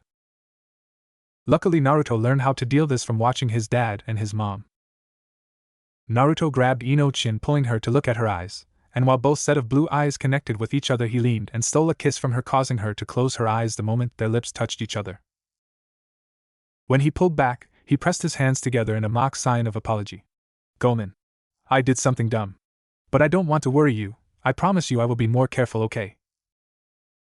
Ino let out a huff, her cheeks tinged pink. Baka, she muttered, crossing her arms. You're lucky I like you. She rolled her eyes before pointing toward the bathroom. Now take a shower and get back to bed.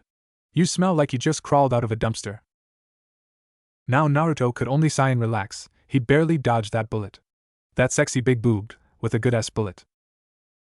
There is a strange amount of blood going to your lower region. His face went red instantly.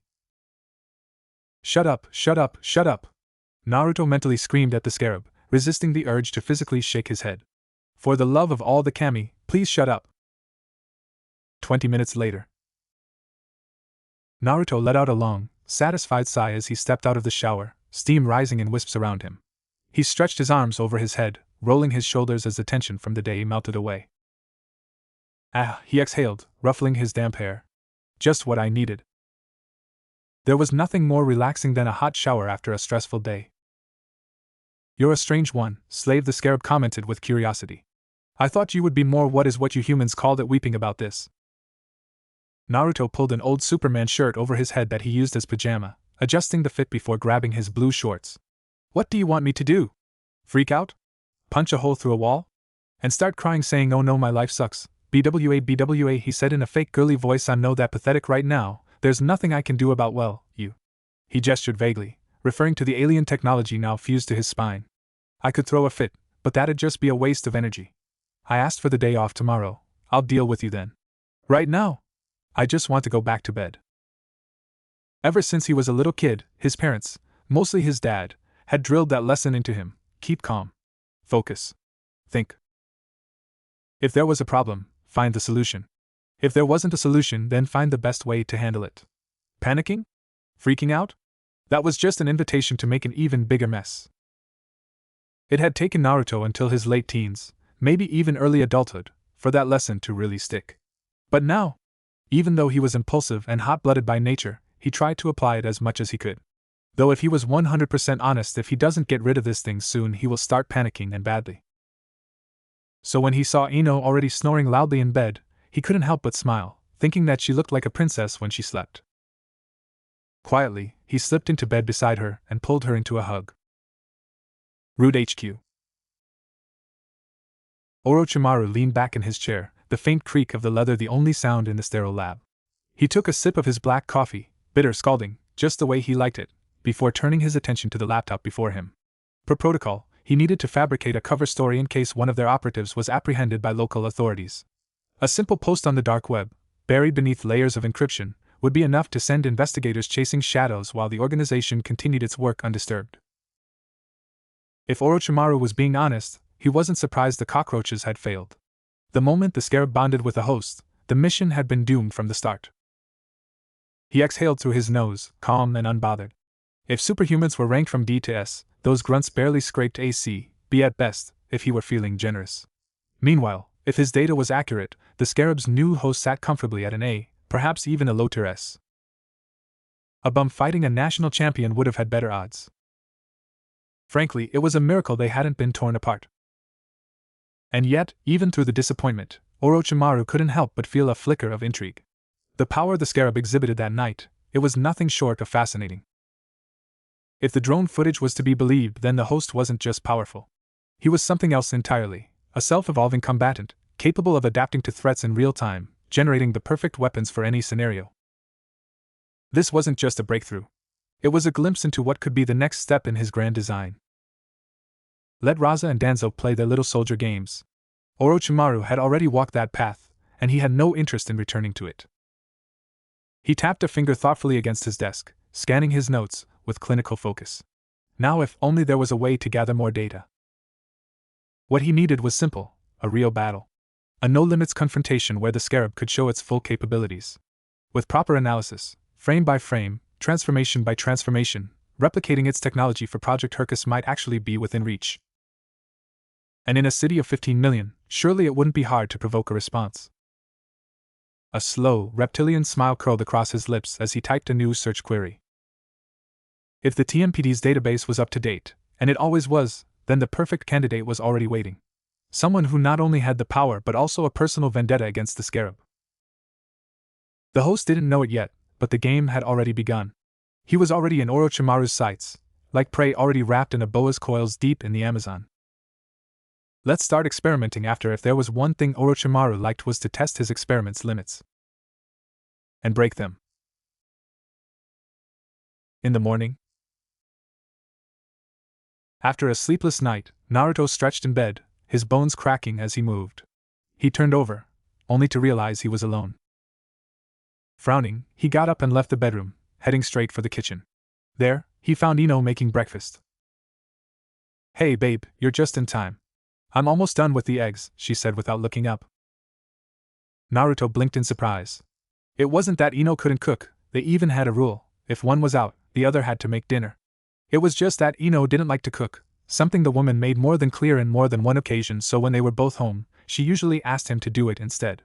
Being the son of a chef, it wasn't really an issue for him. "There, eat it before it gets cold," said Ino, leaving the eggs next to a cup of rice, sausages, and miso soup. Yeah, Ino went all out and gave him a full Japanese breakfast. Shit. Did he forget something? "A happy anniversary," said Naruto with slight discomfort. Ino just stared at him with annoyed eyes. "Naruto, our anniversary is in 3 months. "Ah, yeah, right. 3 months. I guess I got ahead of myself," he stammered, scratching the back of his head awkwardly. "I'm hopeless." "Maybe, but you're also adorable," said Ino before kissing Naruto on the forehead. In reality, Ino was a little worried about him after how he came out yesterday, so she wanted to surprise him. "Aren't you gonna sit?" said Naruto. Sorry, Ino's voice was a little sad. She really would have loved to spend more time with her boyfriend. "The station asked me to go in early. Apparently, there was an incident near the station, so they want as many people as possible to support it." "Worried that it was the fight he was last night?" Naruto asked. Did they tell you anything?" "Apparently, a gang raided one of LexCorp's old vaults, so everyone is scrambling to do damage control before we end up having to look for bodies all over the city," said Ino, her tone filled with exasperation. To be honest, you dodged a bullet. Oh fuck. Thanks to Japan's strict gun control laws, criminals had a harder time arming themselves than in America. So it wasn't unusual to see gangs, yakuza, and other criminals searching for the few weapons that made their way into the city. According to her dad, when he was a rookie, the biggest concern was criminals stealing from hunters, police officers, or maybe getting their hands on smuggled guns. Now they had to worry about crooks running around with weapons straight out of a comic book. It was a huge pain in the ass. I still don't know how you got a day off so easily, anyway, said Ino with a lit bit of envy while slurping a little bit of her coffee. I doubt it was out of the kindness of their hearts. After all, their workplace isn't that nice, and more than once had them change their plans at the last minute without much care about their personal feelings. I told Irika-san that I was going to the doctor for this, Naruto said, motioning to his neck. And he said it was fine and sent Kotetsu-senpai to cover my shift. He had been working overtime for a while, and since he was normally a hard worker, his superiors didn't have any issue with it. And people say hard work doesn't pay. It looks better than last night, said Ino, watching her boyfriend's neck and noticing how the swelling had diminished and was less purple than before. Tell me how it went, babe. I need to go before they put my head on a pike. I love you. I love you too, said Naruto before giving her a small kiss on the lips. Then, the female blonde left. Are you humans always so disgusting? Said the scarab after witnessing the little display of affection. Naruto couldn't help but smile at the insect's reaction. Don't worry. After today, you'll never have to see it again, my little parasitic friend. Stop calling me a parasite. Location classified outside of Tokyo. Inside a barren stone cell, Dosu was chained to the wall, barely able to move. All he could do was count the scratches etched into the surface before him. 1121, 1122, 1123, 1124, 1125. Ugh, this is the worst. After blacking out during his fight with the scarab, he'd woken up here, in one of the TMPD's special holding cells, designed specifically to contain superhumans. His wrists were bare, stripped of the gauntlets that allowed him to control sound waves, his once deadly weapons. Now, without them, he felt helpless. Vulnerable. And that was a feeling he despised more than anything. It didn't take a genius to figure out what had happened. He'd lost. The scarab had gotten away. And now, Raza and his lackeys were likely wiping their hands clean of him. That, more than anything, was the real problem. Unlike Saku or Kin, Dose had been on death row before the government repurposed him into one of their expendable superweapons. His entire existence, what little remained of it, depended solely on whether or not he was still of use. And considering Raza had always hated him, the bastard was probably enjoying the opportunity to toss him aside for good. Dosu was pulled from his thoughts by the sudden appearance of a fly that landed on the wall beside him. He scowled, raised his hand, and slammed it down, crushing the insect with a satisfying smack. If I ever see that red-faced fool again, he muttered, wiping his hand on his pants, I'll crush him like the plague he really is. Coo, bold words coming from a loser, said a voice, startling him. Dosu's eyes snapped open. Who's there? He growled. The heavy metal door creaked open, and the harsh hallway light poured into the room, blinding him for a moment. Standing in the doorway, smiling with unsettling calm, was Orochimaru. He looked positively delighted. Perfect, the scientist thought to himself. Then, aloud, he said, you can call me your last hope. Dosu glared at him like a chained beast recognizing a handler. He knew who this man was, one of the twisted scientists who worked with Raza at Root HQ. They hadn't spoken before, but Dosu knew the type. Explain. Quickly. Before I kill you, he growled, his lone eye burning with rage. But Orochimaru wasn't intimidated. If anything, he seemed amused. Even better than I thought, he mused. I want to offer you something, Orochimaru said smoothly. A chance. A final rematch with the scarab. Dosu didn't bite immediately. He simply glared. And Raza just let you waltz in here and offer me that? What a joke, and even if it's true, last time I got my ass handed to me, and I had help. Orochimaru smiled wider. This response was everything he needed to confirm Dosu's potential. The perfect subject. Smart, and dumb at the same time, he thought. The smart ones know how to build a plan. The dumb ones recognize when they're in over their heads. But mix the two. You get someone who can make a strategy and follow it, but lacks the sense to walk away when it's suicide. Reckless. Arrogant. Easily manipulated. Exactly what I need. Don't worry about Raza, I can deal with him, said Orochimaru. Raza could bark all he wants, but at the end of the day he was middle management. He can make order and make people follow it, but finally it's Shimura who has the last call. And trust me when I say this, when I'm done with you the scarab wouldn't know what hit him. You will be truly born and powerful metahuman. Before the other nations ever started noticing the potential of superhuman weaponry, Orochimaru already had a 20-year research. Even to this day most governments try and fail to recreate things that Orochimaru could do in a heartbeat. After all, there is a reason his old friend Vandal Savage once called him the greatest genicist he ever met. So what do you say, Dosu? No, Soundwave, said Orochimaru, extending his hand to the man. Are you ready to become a god? Apollo would be envious of. Dosu thought it for a few seconds before shaking the hand of the snake-like man, but at the back of his hand a small voice said to him. He just make a deal with the devil himself. Tokyo Shinjuku. After finishing the breakfast Ino had made for him, Naruto decided to take his bike, a red Honda Fireblade, and find a way to get rid of the parasite on his back once and for all. This is useless, you know that, right? Said the scarab as Naruto took a left on his bike. The sooner your tiny brain accepts your new reality, the easier it will be for us. By new reality, you mean giving you my body, to be your puppet, right? Naruto said, rolling his eyes behind his helmet. Yeah, not a chance. That was the 14th time they'd had a similar conversation in the past hour, and Naruto was 99% sure that the insect only did it for the sick pleasure of annoying him, and if it kept up, he might just decide to shoot the bug with his service gun. Consequences be damned. Luckily for the parasite, or for Naruto, considering he was never that good of a shot anyway, he had already arrived at his destination. Naruto couldn't help but give a small smile as he took off his orange helmet. Just a few more hours, and he would have his normal life back. You may think you understand me, the scarab finally replied, its voice cooler now, but you don't know the half of it. Unlike you, I don't have the luxury of compassion.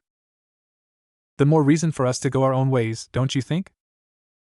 After that, both Naruto and the scarab remained silent, a tense truce hanging in the air. Luckily for Naruto, the house he was heading for was close by. When he reached the door, he knocked. Knock, knock. Ugh, why is she taking so long? Naruto mumbled in annoyance, knocking again. Knock, knock. I'm coming. Just wait a second, came the irritated voice of a woman. The door swung open, revealing a woman with messy red hair matched her tired-looking eyes, hidden behind purple glasses. She wore a white sweater and purple shorts, and the bags under her eyes made it clear she had pulled another long shift. She glared at Naruto like he was a bug that she only wanted to squish with her thumb and later stomp. Repeatedly. Hi, Karen, Naruto greeted his cousin, who had just finished her first year as a resident and was the only medical professional he knew that could keep her mouth shut about this whole shit of situation, so Naruto called her last night after finishing his shift. In what mess did you get yourself into this time, Naruto? Karen asked in a tone that just screams teacher scolding a student for missing their homework. Naruto just glared at her. Why is that your first reaction? You want me to go get the list, or should I just name the first things that come to mind? Karen replied. After all, she and Naruto had grown up together, and she had personally dealt with his rebellious phase, aka his dumbass teenage years, firsthand. Some of their classmates even thought they were siblings because of how close they were, with her being only 2 years older than him after all.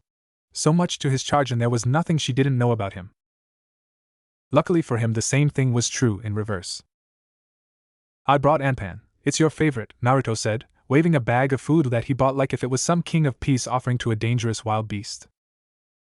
Which in a way is pretty much what you get for waking somebody who works a night shift on a Sunday. Especially someone with a temper like Karen.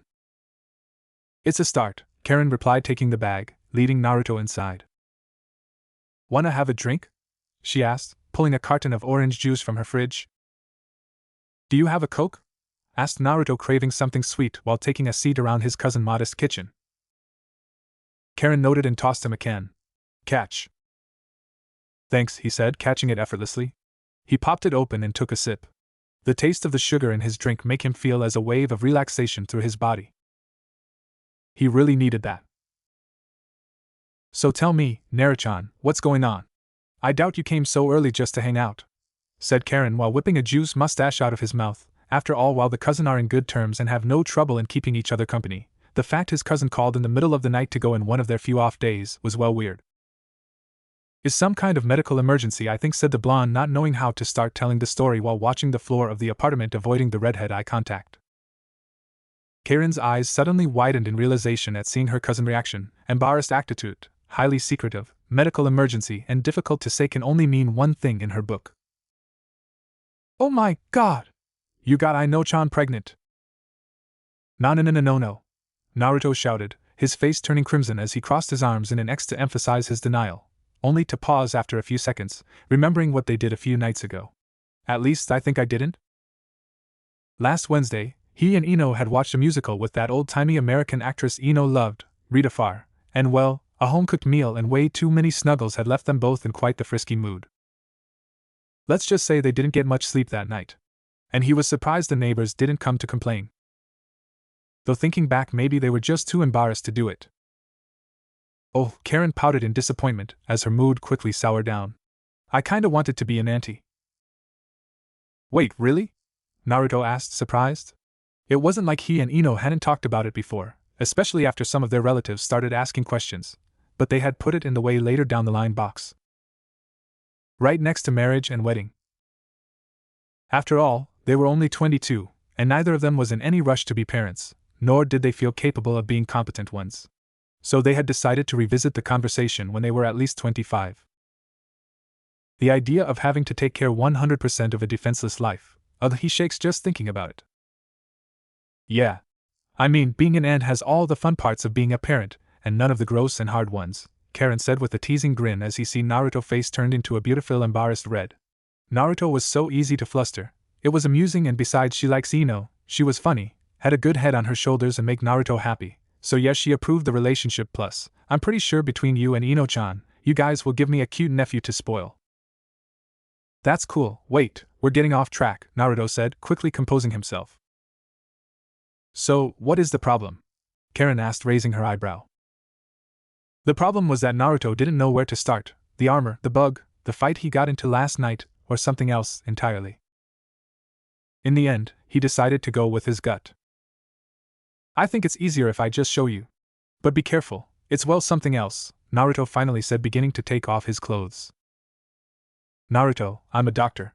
Seeing gross stuff is like 99% of my job, Karen said, rolling her eyes as she took a seat next to him. After all, thanks to all the cases she had seen in the ER, she figured she had lost the ability to feel disgusted. Naruto then took off his shirt, leaving him bare-chested and revealing a red kabutomushi on his back, more specifically, attached to his spine. Its legs clutched onto him as if it were injected into his body. Karen's eyes widened as she stared at the scarab-shaped thing that was united to Naruto's back. What the hell is that? She asked, taking a step closer only for her to get zapped for a small red spark of electricity. Oh wow, is that a robot? Is more like a living machine, I guess. Kinda like an AI. Explained Naruto in the best way he could. Is alive? That thing is alive? Are you serious? How can something like this be alive? Where did you even get it? Asked Karen, her voice clearly freaking out. Well, long story short, last night I was finishing my shift, and I saw some guys trying to break in a warehouse. I chased them, turned out they had superpowers. This bug appeared, took over while they were trying to kill me, beat the shit out of them, and now I got a psychopathic bug living on my back. Karen just stared at Naruto, her eyes widening like plates. Naruto could hear the XX error 404XX in her brain, and how the gear on her brain are trying to pull themselves back to action. You know, after hearing it out loud, maybe the story is not that long, said Naruto, trying to break the silence as Karen was still in shock. Good job, slave.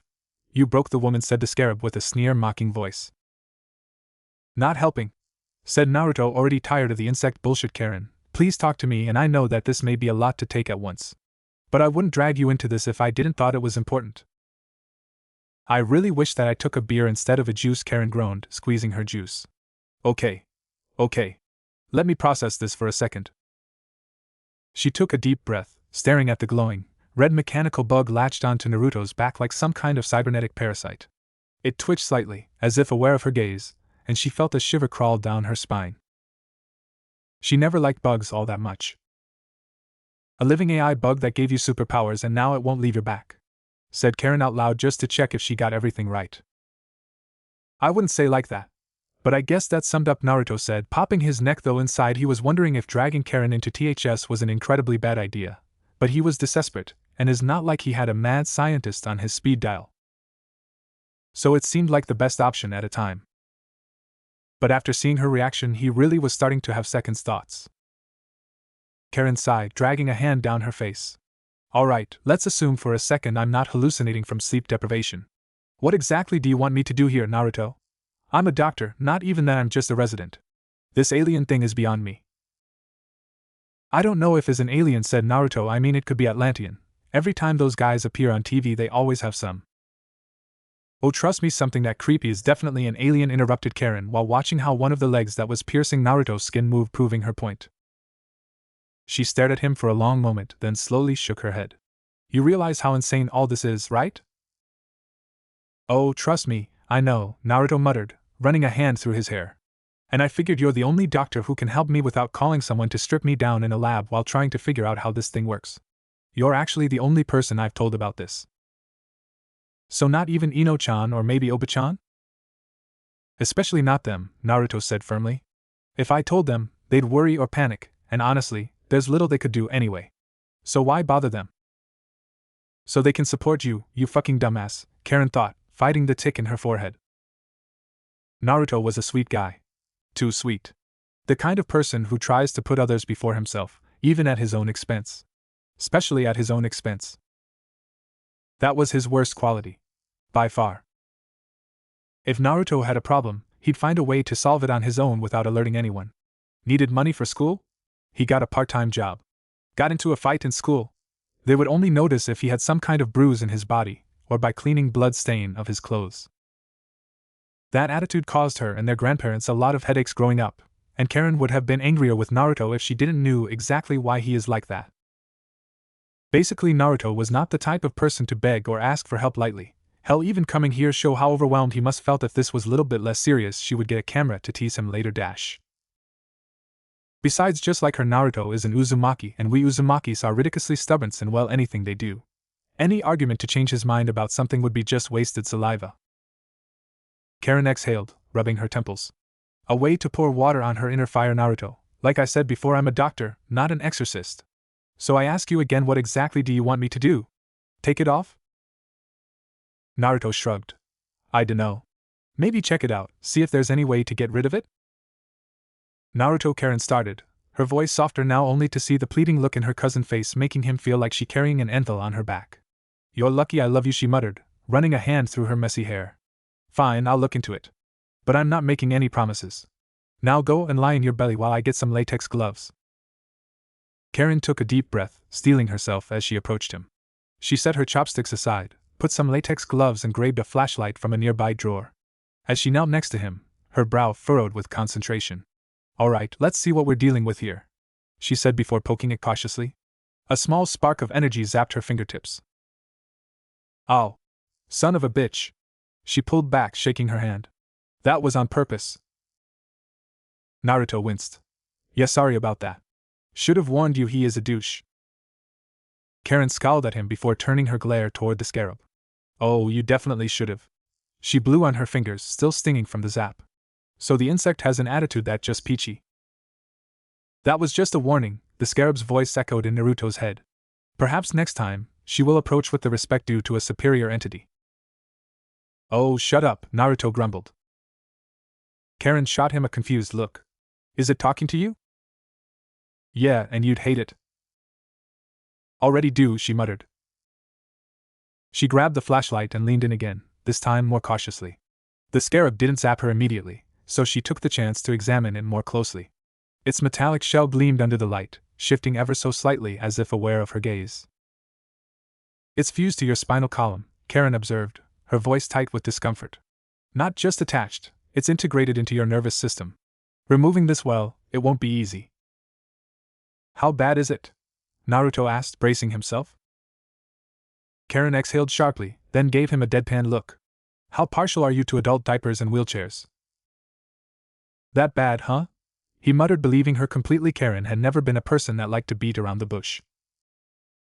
Removing something that's integrated so deeply into your nervous system is extremely risky. Even under the best conditions, it could still cause severe damage, or even be life-threatening. And if I'm honest, even if this goes to surgery, I doubt any hospital could have something that could take this off your back in a way you won't have to deal with the repercussions for the rest of your life, explained Karen in the most comforting tone she could use, to not make her baby cousin felt worse but also without lying to him. For the expression in Naruto's face, it didn't work. Now she understood why her teachers in med school had drilled into her so many times that the worst thing a doctor could do was treat their own relatives. The medical side of her wanted to tell him the truth, while the older cousin side of her wanted to punch herself for being so direct and insensitive. I mean, it's still too early to make a full diagnosis. I can consult some texts, maybe reach out to a specialist. We can work on this together. Maybe I can run more tests at the hospital, blood tests, x-rays, cardio. Karen Naruto interrupted, his voice unusually firm. Please. I know I haven't always been the best cousin, but if you value our relationship, be honest with me. Don't treat me like a patient you felt pity. The room fell into a heavy silence as the two cousins locked eyes. Neither spoke, either looked away. Naruto exhaled and asked the question that had been clawing at his mind. Do you think this bug will ever come off? Do you think I'll ever get my normal life back? Karen hesitated, her gaze flickering away for a brief moment. He could see the wheels turning in her head, searching for the right words that wouldn't shatter him. In the end, she decided Naruto was right, and do something like pity words would be worse at the long run. I know you want a straight answer, she finally said, her voice softer. But the truth is, I don't think you'll ever have the exact same life you had before this thing showed up. She placed a hand on his shoulder, squeezing gently. But that doesn't mean you can't have a good life, Naruto. We just need to figure out what this scarab is, how it works, and how you can live with it. Naruto knew she was trying to reassure him. And he appreciated it, he really did. But... I told you so, foolish slave, the scarab sneered in his mind, its voice laced with smug superiority. Naruto's fists clenched involuntarily, the only outward sign of his frustration. You are never going to get rid of me, it continued, taunting. The sooner you accept your new role, the better. After Karen finished the checkup, she invited Naruto to hang out for a while, maybe catch up, do something to take his mind off things. Naruto declined. He just wanted to be alone for a while. Which, for him, meant standing next to the pond in the old playground to cool off. Ever since he was a child, his mother had loved bringing him to this park. A lot of his most cherished childhood memories were made here. After she died, whenever Naruto wanted to feel close to her, he would come back to this place. Now was one of those times. Fuck. Fuck. Fuck. Fuck. Fuck. His frustration bubbled over, and before he knew it, he was running. His eyes locked onto an old tree. With all the anger surging through him, he reeled back and kicked it as hard as he could. Fuck. The force of his kick sent a jolt up his leg, rattling his bones and making his teeth clench. Above him, the tree shuddered from the impact, its old, brittle branches rustling as a cascade of leaves rained down around him that float and fall to the ground, but it didn't make him feel any better. At all. He wasn't stupid, he knew that going with Karen was a long shot, but he needed to try. No. That was a lie. He went there just waiting for confirmation what he already knew. Maybe that's why he just only told Karen and on one else. Naruto leaned against the tree he had just kicked, his back pressing into the rough bark as he slid down to sit on the cool grass. His breath came in slow, heavy exhales, but the tightness in his chest didn't ease. And he closed his eyes, processing everything that happened. To think that not even 24 hours ago he wished that his life were more exciting. Oh, how much he regret that. His life may was a little boring, but it was a good one. He had a girlfriend that adored him, he had a job that he liked, he had good friends. It's just what they say, you don't know what you have until you lost it. What if that thing tried to take over his body again? What if this time he doesn't get to take back control? What if that parasite put his conscience in a black box and he never get out? Or worse, what if he then use his body against other people? Hell, what if it uses his body and kills someone, or worse, someone like Ino or Karen? And even if he could regain control after something like that happened, he doubted he will ever forgive himself if something like that happened. Yeah, he was hiding a lot of anxiety about this, and it was getting harder to hide it anymore. Fuck, he mumbled to himself, what I'm going to do. He was out of options and plans on how to deal with the scarab, and then when he closed his eyes he only saw darkness. Naruto Uzumaki opened his eyes, taking a detailed look at his surroundings. It resembled Tokyo. He had grown up in the city and knew it well enough that he could probably navigate it blindfolded, so yeah, he could recognize it easily, but there were staggering differences. For starters, the sky was a deep crimson, with a blood-red moon shining in the heavens instead of the usual white moon he was used to. The streets were devoid of life, shrouded in a thick mist that made it difficult to see the buildings as anything more than shadowy figures. If anything, it reminded Naruto of the times he had to patrol the streets late at night, those quiet hours when even the cars had vanished and people say only ghosts are around the street. "Took you long enough," a voice said, breaking his concentration. Naruto turned quickly, his expression twisting into one of distaste. "Scarab," he groaned, eyeing what looked like the armor he had worn the night before, which he had to admit looked pretty damn cool now standing right in front of him. "Where are we?" "We're inside your head," the scarab replied, tapping the side of its head. "More or less, anyway." "Inside my head," Naruto echoed, caught off guard. He hadn't expected that. Then, suddenly, a wave of heat hit him. "Oh my god, why is it so hot in here?" he muttered, fanning himself with his hand. It had to be at least 30 degrees. "Would you prefer a sewer with a giant cage?" the scarab replied in a tone that made Naruto think that, if it could, it would be raising an eyebrow at him. Naruto had seen enough TV and movies to recognize this as a mindscape, not what he expected for his mind, but he can live with that. "What do you want?" asked Naruto sharply. "Because if you are here to gloat, then trust one will enjoy trying to see how much it take to break your mouth." "So violent." "I'm not joking," said Naruto. "So I ask you again. What do you want? Why do you care so much about my body? Why you dragged me into this circus? Why was that guy chasing you?" The scarab just looked at him, not moving.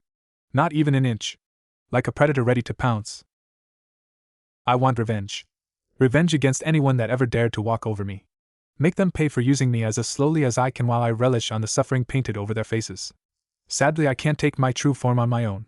So I needed to use your body." Naruto stared at the scarab, processing what he just heard, before face-palming as realization hit him, like being run over by a drunk truck driver in the middle of the night. "So you're just a brat then? Fuck, that explains so much." If there was one thing his time at the TMPD had taught Naruto, it was to pay attention to the details most people overlooked, the little things no one even noticed, like the twitch of a hand reaching for a hidden weapon, the fleeting glance a drug dealer gave while hiding contraband during a raid, or the inconsistencies in a suspect's testimony when they were cornered. So yeah, it was a little embarrassing that he hadn't figured it out until now. He guessed the stress of the situation had made him overlook most of the scarab's characteristics, though, if he was honest, at the time his brain was more focused on, A, how to get rid of it, and B, how dangerous it was. So he never really took the time to treat it like a living being. Or well, a living machine. "I'm not a child," the scarab snapped, angry at the implication that he was something as feeble as a human child. "Are you, though?" Naruto countered, eyeing the scarab as he recalled their previous interactions, the whining, the impulsivity. He acted just like some of the teenage delinquent he had to deal in his job, only with enough power to level an entire city. "You're pissed off, hell, you probably have good reasons for it." "I have excellent reasons." "Not the point. The problem is that you lack the maturity to focus that anger on something worthwhile. So instead, you act like into everyone above you in some faux superior, bullshit mentality in a pathetic attempt to make yourself feel better," Naruto explained, voicing his own theory. After all, that kind of behavior was so common it was practically a cliché. Just like an immature child making a scandal. And while Naruto wasn't against making people pay for their misdeeds, hell, that was the dictionary definition of his job, he knew how unhealthy it was to be obsessed with revenge in the long run. It was way too easy to slip down a dangerous slope or do something you could never take back. And considering how ridiculously dangerous the scarab was, Naruto had a few reasons to be worried. Wait, was he actually starting to feel sorry for this thing? "I'm mature. You're the immature one, you hairless ape," the scarab shouted, clearly fuming. Naruto rolled his eyes. Great, now he's throwing a tantrum somehow. Naruto was feeling a lot less scared about the scarab than before. "Take that back, or I'm gonna murderize your ass," the scarab snapped, pointing his arm cannon directly at Naruto. Slowly, Naruto walked toward him, unfazed, as the scarab kept his weapon trained on him. "Weakling, I'm going to ma." Before the scarab could finish, Naruto spun and delivered a sharp roundhouse kick to his neck, sending him crashing to the ground. "I'm a third dan in kendo. But that doesn't mean I don't know how to throw hands, you know, Naruto said with a cocky smile. After all, he'd been practicing kendo ever since he was a child, plus a mix of the casual street fight he did when he was a student and his training with the police force. He turned out to be pretty good in judo, by the way. Even winning a tournament in the academy once made him more capable of holding his own in a fight. If this were the real world, Naruto would stand the same chance against the scarab raw power than an ice cream in the Saharan desert. But inside his own head, where it all depended on things like willpower and determination, Naruto can fight back. The scarab snarled, a dark red flame of rage flickering around him. You fucking slave! I'm going to kill! Before he could finish, Naruto grabbed his arm, twisted it, and slammed him back down, pinning him with his knee. Have you ever actually killed anyone? Naruto asked, twisting the scarab's arm further, drawing a grunt of pain. Do you know what it's like for the family or those left behind, having to know that their loved ones are never going back home just so someone could feel like he was such big shit? I do, so when someone starts talking shit like that, it really fucking irritates me. Naruto growled, tightening his grip on the arm of the insect with enough strength that if this was real he would have broken the arm. Do you got it, parasite? Get off me! The scarab roared, launching red, tentacle-like legs from his back, piercing Naruto's abdomen. Back in the real world, Naruto was still leaning against the old tree he had kicked earlier. In a rush of panic, he started touching his chest where the scarab had stabbed him, only to find it completely unscathed. What a relief he didn't Kakyo in me, Naruto muttered, feeling a little calmer. At seeing his abdomen still in one place, and he wasn't a donut. That felt way too close to dying for his liking. This may be a lesson to you, trash. Next time, I won't be so kind, said the scarab with a sneer, while Naruto fought against a twitch in his head. Any sympathy he had for the insect vanished into thin air. Fuck you, Naruto screamed at the top of his lungs, instantly drawing the attention of everyone in the playground. Noticing the sudden stares, he felt a wave of embarrassment wash over him. His face turned red as he awkwardly grabbed his left foot. Oh, my foot! It hurts so bad, he exaggerated, hoping to divert attention. Ah, he just hurt his foot, someone muttered. Young people these days have no manners, using that kind of language in front of children, an older woman scoffed. Suspicious guy. He must be a hobo or a drunk, another voice remarked dismissively.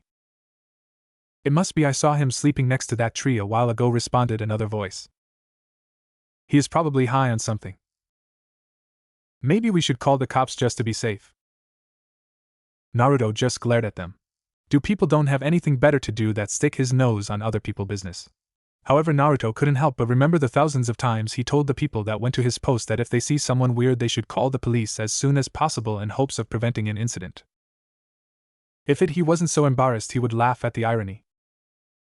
However, before Naruto could say something, someone covered his eyes. Guess who, said a voice he recognized instantly. Ino! Naruto exclaimed, turning to see his girlfriend standing there with a teasing smile. Ino was wearing a light violet top up top with a white skirt. What are you doing here? Your cousin called me, Ino said with a shrug. Said you had something to tell me. So, after finishing my shift, I came straight here.